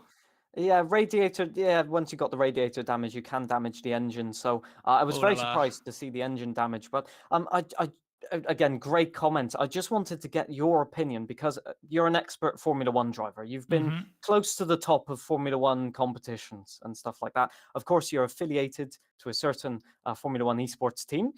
Alpine Esports, and so you have an expert knowledge in terms of the difference in terms of wet weather racing, dry racing. Are there any major differences between sort of a track racing, wet versus dry, and gravel wet versus dry that you could describe for us? Oof. I think in the F1 game, the kind of traction is a lot tougher than in this. Like I feel like in the wet, you need to kind of you have more understeer in the rally game, right? In the rally game, you have a little bit more understeer. In the F1 game, it kind of feels like the traction is more important, and here it feels like the kind of margin for error is smaller to the point where like you have to turn in at the right time. I feel like in the rally game now, especially in this stage that we just did, turning in was the most important thing at the right time, because otherwise you just drift out wide and then you hit the barrier and then your bonnet goes in front of your eyes again. But yeah, I feel like the turn in was really tough in this one. I mean, we've discussed it on live stream, but you are basically driving a boat in the Mitsubishi Galant. So yes, that might accommodate for the turn-in problems. That's for sure. Very brave car choice, but you seem to be driving it to its absolute limit, and I've just been mesmerized by your driving, and everybody's awesome. driving this live stream. Just credit to you. It's been. I know it's not over just yet. You've got one stage to go, but Yeah. it's been just mesmerizing to watch it. Thank you, man. I hope I will make it to the end now. I've come so close. Oh, my I don't door's want to open right say now on my anything. screen. Wait, my door was open during the flipping stage. What? So we've had this before. It's called active aerodynamics. It may be banned in Formula One, but it's perfectly fine here. Oh my goodness. All right. Well, let's see if I make it to the end. I hope I will. I hope so for you. Thanks, you. guys. Oh, that was fantastic to chat to Tom as always, wasn't it? Yeah, definitely. Yeah, I have so many questions. I just it's interesting for me because it's the other side of the coin, right? When I go to a Formula One game, I am so out of my depth in terms of pushing the limit, finding the limit, driving in wet weather. So to have the other side of it, where I know what it feels like in this game, but to have somebody that's not necessarily used to it comment and describe what they're feeling, potentially their first time on these stages with this rainy conditions and stuff like that, it really is just something different to take into account, and that's something that rally can really provide, that is different to other motorsports. Is you've literally got within a season 4 different types of road surfaces, and you have to adapt to every single bit. Bunju, crashing into the post just on that hairpin. I felt that one myself. Radiator damage, and it just goes from bad to worse for the guy. I feel incredibly sorry for him, but he is absolutely battling on like a true warrior, and I have so much respect. He is doing well. I've just been told on the standings it's not looking too bad. So just again, another reason to say if you keep pushing in rally, you can still make a very good stage time. Dirk once again driving another calm and consistent stage. Just incredible, just incredible. Yeah, both of them doing rather well. Punju, I think we seem to catch at his worst moments, obviously doing rather well in the overall rally itself. He was P73 at the end of stage 7. At the end of at the end of stage 7. He's now P68 at the end of this penultimate stage. And like we said, just finding him in his worst moments, but he is still driving exceptionally quick here. And Dirk Chocolate, again, through the hills of Mexico, doing well. He's in P90, just 10 points behind Patterson, who's in P80. Yeah, this last stage is really a specific stage because you've got a long drive over the top of the hills, and the leaderboard might be changed around a lot for the power stage. This is so we were obviously discussing the overall standings there, but the power stage standings, which will be specific to this stage, might change because we've got to drive over the top of the hills instead of in the valleys, and that can really change the dynamic of your driving. You've got the flat out crests that you took on stage 1 here, and it can really be difficult to push like you were expecting to. Yeah, you're heading kind of through the effective suburbs here. There's a lot of houses left and right of you. We're being told Dirk and Tom are only 4 seconds apart through this current stage, so both of them absolutely flying. Dirk's more relaxed driving style. Oh, sorry.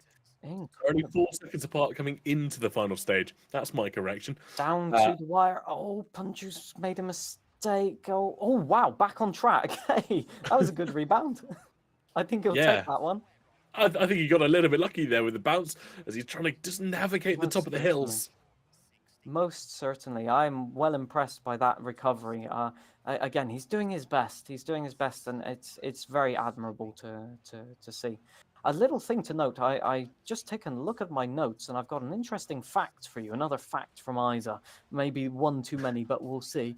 Nah, never too many. This rally is so specific, and I was just trying to find a way to just denote how challenging this rally is. It's so specific that until 2002, it did not have a winner other than from the Americas. So South America, Central America, or North America.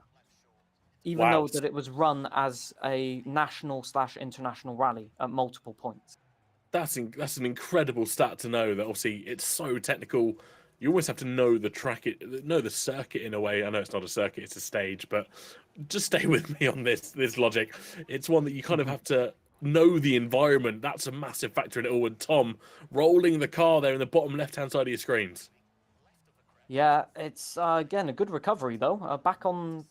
It's almost like the spectators came out in true Group A fashion to push the car back on its wheels.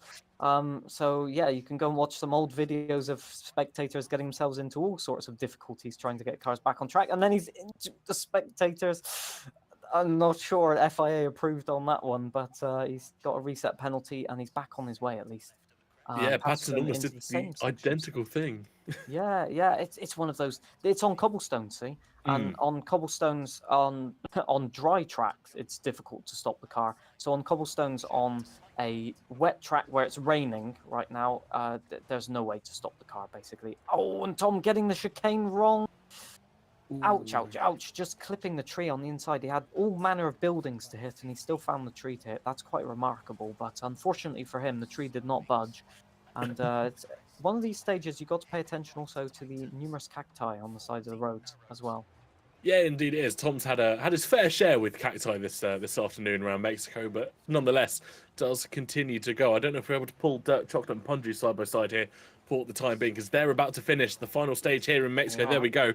Both cameras up, and at the moment I think Punju's leading. Yeah, Punju's doing a good job on this stage. I think this is more suited to his conditions. He did say before the rally started that he liked the more open terrain and he was not at home with the twisty technical stages that we've got here. But he's certainly making it work now, and there's the 1 kilometer marker board, so he's only got a couple more corners to go until the end of the rally, just running it wide, using all of the road. He knows that these points are so crucial for the Creator Series standings, leaving nothing on the line. They're just getting the right side of the anti-cut marker, and he's off.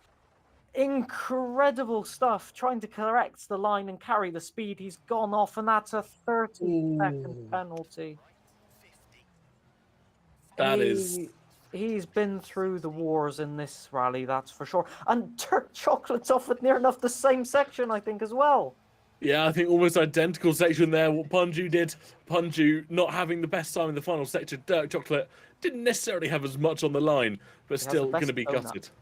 I tell you what, Punju had the best donut over the finish line, though. I'll give him Yes. 10 out of 10 points for that one. As he continues to do Yes, them. let's have it. It's lovely stuff. That's what I like to see.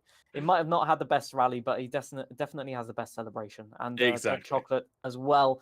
A commendable effort, I must say. Just the resilience that he's shown as well. Incredible stuff. Exactly that. I think a lot of our drivers will be relieved nonetheless to have finished this stage. Punji there, 113th, I think, for that stage. Tom nearly driving off the road there. Sorry to interrupt, but No he trouble. had two wheels on the edge of the road. That looked very precarious. Patterson just going through the town section as well. You can see those cobblestones there. There's a double problem there as Tom loses the bonnet as well. Oh, he's got radiator damage and off the stage. Everything happening still. Can he recover? Yes. Okay. It's a hairpin there as well, so he won't have lost too much time. Yeah, the cobblestones, especially here, are really, really dangerous because you've got that the gravel that's like sitting on the cobblestones as well, giving you double less grip. Yeah, exactly that. Tom, we're being told, is aiming for a 752 in this stage if he wants to beat Dirk Chocolate. Obviously, Dirk finishing coming across the line in 110th for this Mesa Kuata stage. I'm probably pronouncing that all kinds of wrong. 171st, according to the leaderboard that I'm seeing. Oh, Dom over the jump. My God, that was commitments. Amazing stuff. He just sent it and just collected, I think, a rock on takeoff. And he's missed the junction completely, sadly, and got a 30-second penalty. Once again, as I was saying, if you don't see the marker boards to turn in, you just have no idea there's a junction there. That one is especially difficult, just because there's literally no markers saying to not go in that direction for at least 50 meters. Tom has missed out, obviously, with that penalty. I feel very sad for him, but obviously overdriving the car now, sadly. And you can see the look on his face. I think he knows it. He can see it, especially if he knew the time that he needed to beat. But that's rally. You win some, you lose some. It's part of the game, sadly. Yeah, exactly that. And for a first attempt, for a first visit here to WRC and Creator Series, it's a valiant effort for himself. He'll be going home proud, won't he? Most certainly. I think all of the drivers can go home proud, even if they just completed one stage, to be honest. This rally is such a tricky one, and even the real-life pros are glad to finish this rally. Yeah, one of the toughest car classes as well, because these cars have a lot of grip and they require you to quite literally send it in some turns. So again, a commendable effort by all of them. I'm amazed. Yeah, exactly that. We'll watch Tom head across the finish line here to finish the stage, and we will get Punju in for a quick chat. He finished P58 in the stage overall. Sorry, in the rally over. From your eyes, how do you think it went today? Hey, horrible, but really fun. I really know this is the very first like car track combo I designed for this event before I built all the rest of them. And I thought to myself, this seems a little bit hard, but maybe we should try it. Nobody gave me any feedback, so I went ahead and went for it, and that was a mistake. It was quite brutal for sure, but it was fun. It was very fun. Yeah, exactly, and it was a great one to watch. Obviously, we only had one DNF from the 5 starting. It was unfortunate for Riff Blondie, but 71st place on our overall standings. You've got to be pretty happy with that, right? For how bad it went for me, I would say yeah. I mean, I think the worst I'd done prior to this is like 40th overall, so definitely a little bit rough. However, the current attrition rate for those who start versus those who finish, I think, is more than 50%. I'd assume so, yeah. Also, you didn't make your life easy. You did not make your life easy taking the H pattern and clutch and all of that. And you have to be commended for that, because that's such a decision to make in terms of giving yourself a challenge. Maybe not the best in Thank you. terms of results, but I think you deserve the moral victory on that one. Oh, thank you. Yeah, I mean, I did it because, like, at the end of the day, I got this game because I wanted to get as close to, my rally that I used to do as possible in a game. And I think the game does a phenomenal job at simulating the experience. Like seriously, the driving experience in this game and Dirt Rally 2.0 as well is just so good that, like, I want to do everything I can to make it as realistic as possible. So I have triples as well. And so, I'll take a little bit slower if that means I have more fun and it feels more real. Yeah, I can't disagree with that. That's for sure. Yeah. Part of sim racing is all about immersion and having fun. And in some points you seem to be a bit despaired, but you definitely had a smile on your face in other points. So I think Yep. job well done there. We're smiling through the pain. That's what we're doing. And the rolls and the cliffs and the posts. There was one. I just need to say this. There is a hairpin that it does not tell you don't cut. When you absolutely need to not cut, because there are 3 brutal metal posts in the center on that final stage. It just come out of Indeed. nowhere. I'm so mad about that. Yeah, I Otherwise, saw that great out of the match. corner of my eye, and definitely I thought, yeah, those things do not budge, do they? Whatever No. cement they used in that one, I want some for my backyard, that's for sure. Seriously, dude, it'll never die. It'll be there forever. It's everlasting. Well, there's one thing well, for sure, unfortunately, that this rally, we've had the Rally of Thousand Lakes, Finland, we've got the Rally of Thousand Corners, Corsica, and I think this can be officially named the Rally of 1,000 Crashes for everybody, not just our creators here.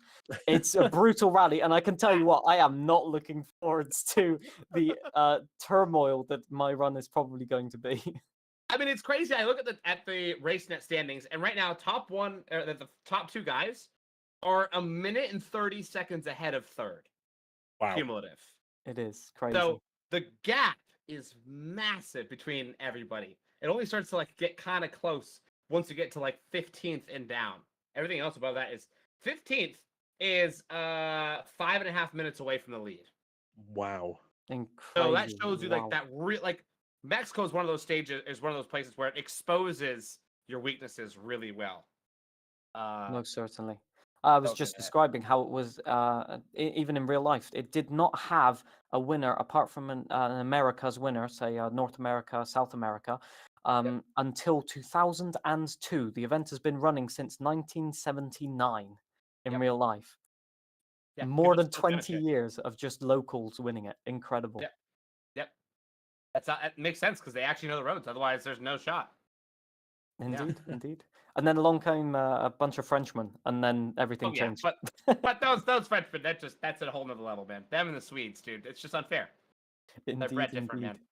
Well, guys, thank you so much for the comms today. I hope you guys had a blast watching all of us on our stage of 1,000 crashes. I'm sure it was a great time from the commentary box. I loved watching it. And just before we let yourself go, next week, Croatia, Junior WRC. Describe that in just 3 words. Pain, pain, and pain. I simulated real life. We'll take that. We'll take that. Because the week after, obviously, the weekend after our broadcast event, that's don't worry about it. The weekend after our broadcast event is the actual Croatia rally, and there will be junior WRC cars out there. So I thought, why not? That'd be cool. Amazing stuff. Nice. Yeah. Well, we'll let you get on with your evening. Thank you again for taking the time, and thank you for guys. all the work you put in. And I'm sure we'll see you next week. Appreciate you. Yes, you will. Hopefully a little bit better than this week. Oh my gosh. Adios. Adios, Punju. I think we'll be able to get we'll get Dirk in next. Dirk, how did you find that rally for yourself? How did it go? I think I hated the most part of that. That was hell. That was hell. I'm sat here. I'm in pain. My neck hurts. My brain hurts. It all hurts, man. And my chat trolled me as well when I was on a killer run. I hate that. So I don't hate Mexico, but I hate Mexico. If you know what I mean. And yet, despite all of that, it was a very good result for yourself, to be honest. It was, considering I had a barrel roll in there at some point. That's just style points. I wouldn't worry about that. That's part of the deal. Yeah, there is one moment where I think it was stage 2 where I'm driving, and I just misjudged the turning point completely, and I just screamed no. I was like, just exit the cliff. Oh, that was painful. That's one way of doing it for sure. Lisa, But I was gonna say, tonight, if you're gonna do it tonight, you need something ready, some comfort food ready for after. yes, I was just saying previously how, judging by the turmoil that I've seen very good drivers have in these past 9 stages, I'm going to need nothing short of a miracle to get through it myself. We I shall think- see what happens. Especially you drive it right on the limit, so you no room for mistake for you, because you make a mistake and you turn into Superman very quickly. Yeah, I think I'll need a flying car on this one, not gonna lie. Not sure if Have you got- Lancia had that technology back in the day. Have they got DeLoreans on here? That might be useful. That's what you need. Oh, no, dude, my neck genuinely hurts from like. I don't know why I was tensing it so much, but oh, but It's, yeah. I mean, it's definitely a different. I know this from my previous racing experience. Like in Formula One, you can sort of control your muscle fatigue a lot better because you know when the corner's coming up, you know when you've got to turn, exactly how much, what it's going to feel like, the braking points and all of that. But in rally, you've got to adapt, and so having your arm muscles tensed up all the time on the steering wheel and ready to turn, ready to brake, ready to accelerate, or even do the handbrake and all of that, can become very fatiguing towards the end of a rally. That's for sure. Yeah, I think I underestimated how much yeah, the keeping like prepped the whole time, keeping your body prepped to like do something, react a certain way is, yeah, you don't have that moment where, like you're driving F1 and you have a long straight and you're like, and relax. No, you do that and Cliff says hi. First of all, find the straight, but yeah, sure. That too. Yeah. I think even the straights had a little bit of a curve in them at some point. So yeah, it's tricky, that's for sure. Yeah. Sure. Honestly, I'm glad it's done. From what I saw, it was a very calm, calculated drive. A few mistakes, everybody has them in this kind of rally, but the driving looked supreme, to be honest. Cool, calm, collected. What more could I say? It's getting better. It's getting better. And I think also the competition's getting better as well. All around, everyone's just getting better. So we might end up being the esports competition by the end of the series. Why not? Why not? Yeah. No, otherwise, good. Yeah, I'm looking forward to a break and a week off. I'll be honest. Yeah, well, enjoy your week off, and we'll let you get on with your evening as well. Tend to that sore neck of yours. It was P91 overall for yourself, so yeah, go have some mini celebrations and look after yourself as well. Thank you very much, chaps. Cut off again mid sentence, but we'll get it back for that final half a comment. I was just gonna say thank you very much for the commentary this season. I'm looking forward to watching it back. And production as well. I'll just thank you all around. Appreciate you, gents. Oh. Well, chocolate goes again. We're going to have Tom in. There's a whole conversation going on in my ear that you can't hear. But Tom, we have got him in for an interview at the end. Looks very confused for that intro, but I don't blame him. Caught us mid-conversation. Tom, how did that go for yourself? That was good. I enjoyed it. It was I started off a bit rusty, to be honest, but then I got into it slowly but surely. I flipped the car a few times, but I always landed on my wheels. So I think that explains it all. It was lucky, but but very fun. I really enjoyed it. It was indeed a very impressive show. I can say so myself. Yes, my guy understands. Let's go. It was not a stream, it was a show. I'm not sure. The script was a bit wild in places. I think you might need to rework it a little bit, spread out the drama from time to time. But it was pretty good. I'll give it a 9 out of 10 script. If we die, we die. That was the motto on the last stage. And I died, so... I must admit, it was on the limit, though. I've got to give you credit for that. The driving was just insane in terms of just your commitments, your lines as well. I could see that you were trying to get the maximum out of it, and when you're learning to do rally, obviously you have lots of experience in Formula One, but when you're learning to do rally, you've got to learn what you can and can't do, and you were Yeah. testing the limit all the times, and it was wonderful to see because every driver makes mistakes when they're a novice in rally, but to find the limit, to find the pace, that's already 90% of the work, in my opinion. Yeah, I mean, I went over the limit a lot of times. True. You know, I found the limit and went over it. But yeah, no, thank you, man. I appreciate that, especially coming from you. I know you're very quick in rally games, so yeah, it's very little kind. bit. I felt like I did all right, but yeah, I guess the last one I kind of messed it up. I think I finished last of anybody, but I think Panju said if I didn't mess it up in the last one, I would have finished in front of like 1 or 2 maybe. I don't know. I would have finished top 70 in the club, I believe. So yeah, I need to come back. I think sometime to improve on this result. However, I did finish 1-1-1 right of everybody. So that means P1, P1, triple P1, baby. That's Easy how it clap. works. Yeah, exactly. Much Easy clap. better. Triple crown. But no, yeah, congratulations. A valiant effort on your first kind of WRC event as well. We'd love to see you back in the future. A fantastic sport, even when things might not have gone the right way in some of the stages. But yeah, thank you so much, Tom, for coming to chat to us as well. Thanks, guys. Appreciate it. Thank you so much for putting this on. I really enjoyed being part of it for the first time today. Amazing stuff. Well, we'll let you get on with your evening and we'll get you to hop out of here. We've got one more interview for the evening. It will be Patterson hopping in for one final chat this afternoon. Patterson, talk us through today's action.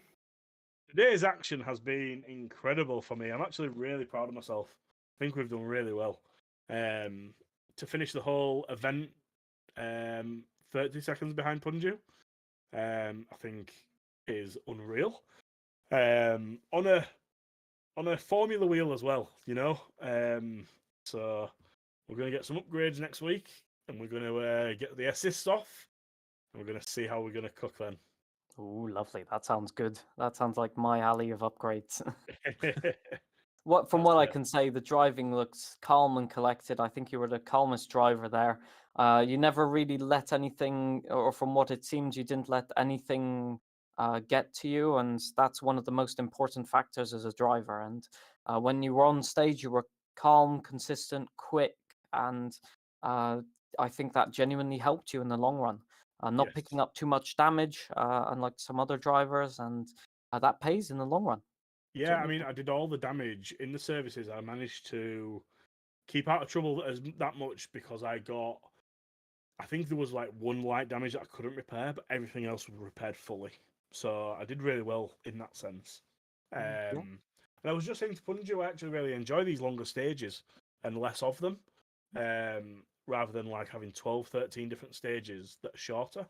So we'll have to see what happens next season with that one. Oh, interesting. Interesting. Yeah, Interesting as well. maybe the Formula One aspect coming in there. If you preferred like being able to get into a stage, sort of find the rhythm, find your feet, and then start pushing, rather That's than it. the short stages where you get to the end and you're like 3 corners from the end. Oh, I really got a good feeling in here, and then all of a sudden, oh, there's the finish marker board. Oh, okay. That's it. And it were like, you know, when you go into the new stages, you've got maybe 30 seconds of getting used to the feedback again. You're getting used to the turns, and then you get back into the rhythm. But if you're doing a longer stage, you're in that zone for a lot longer, which I felt was pretty good to be fair. Yeah, Certainly seemed like it. Hmm. Looked like it was going well. absolutely. I think Punju also just said that I won the last stage as well, so I won the power stage, which means I get more points. Happy So days. Points mean prizes. yeah, that's the one.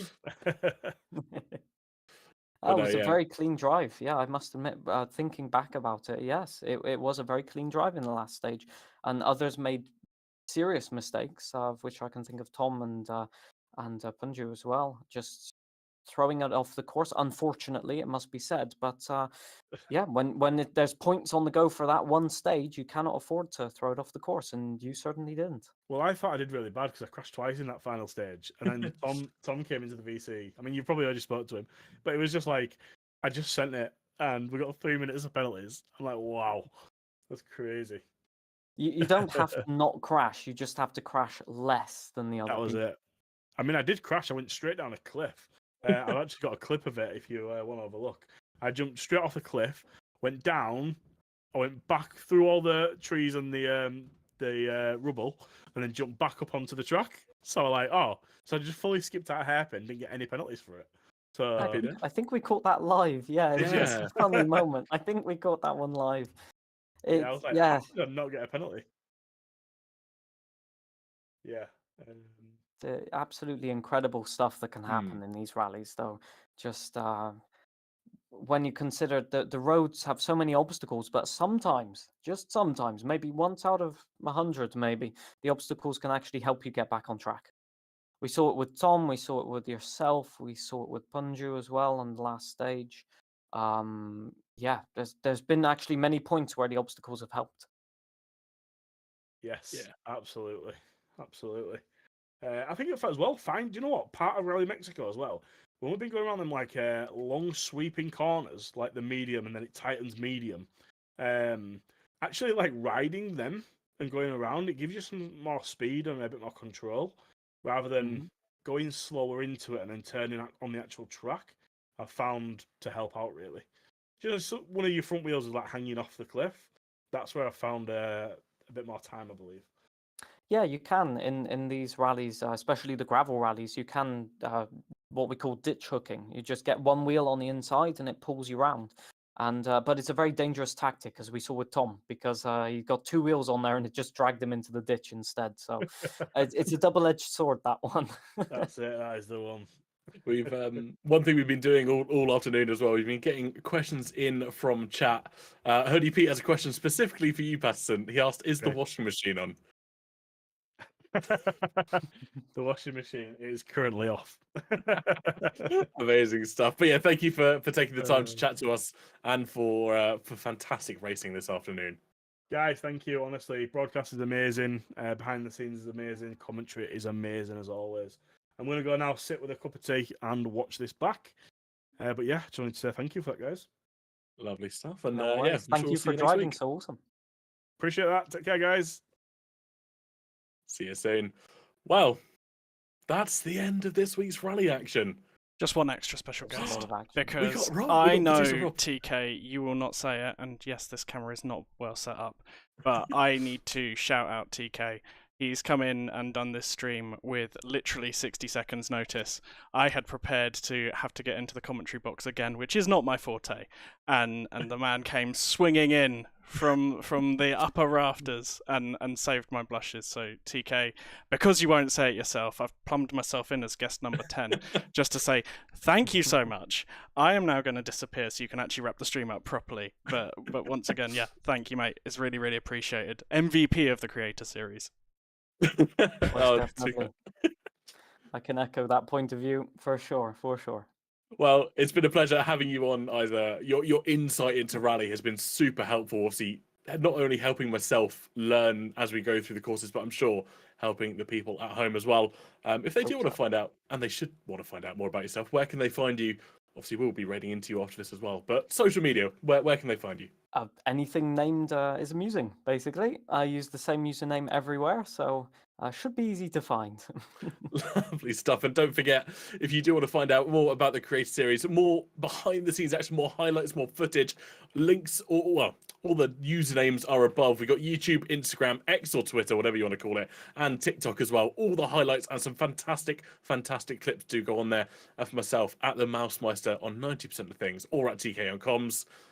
And we will finish this off with a nice little trailer. But from us in the commentary box, it's good night and God bless. Thank you ever so much.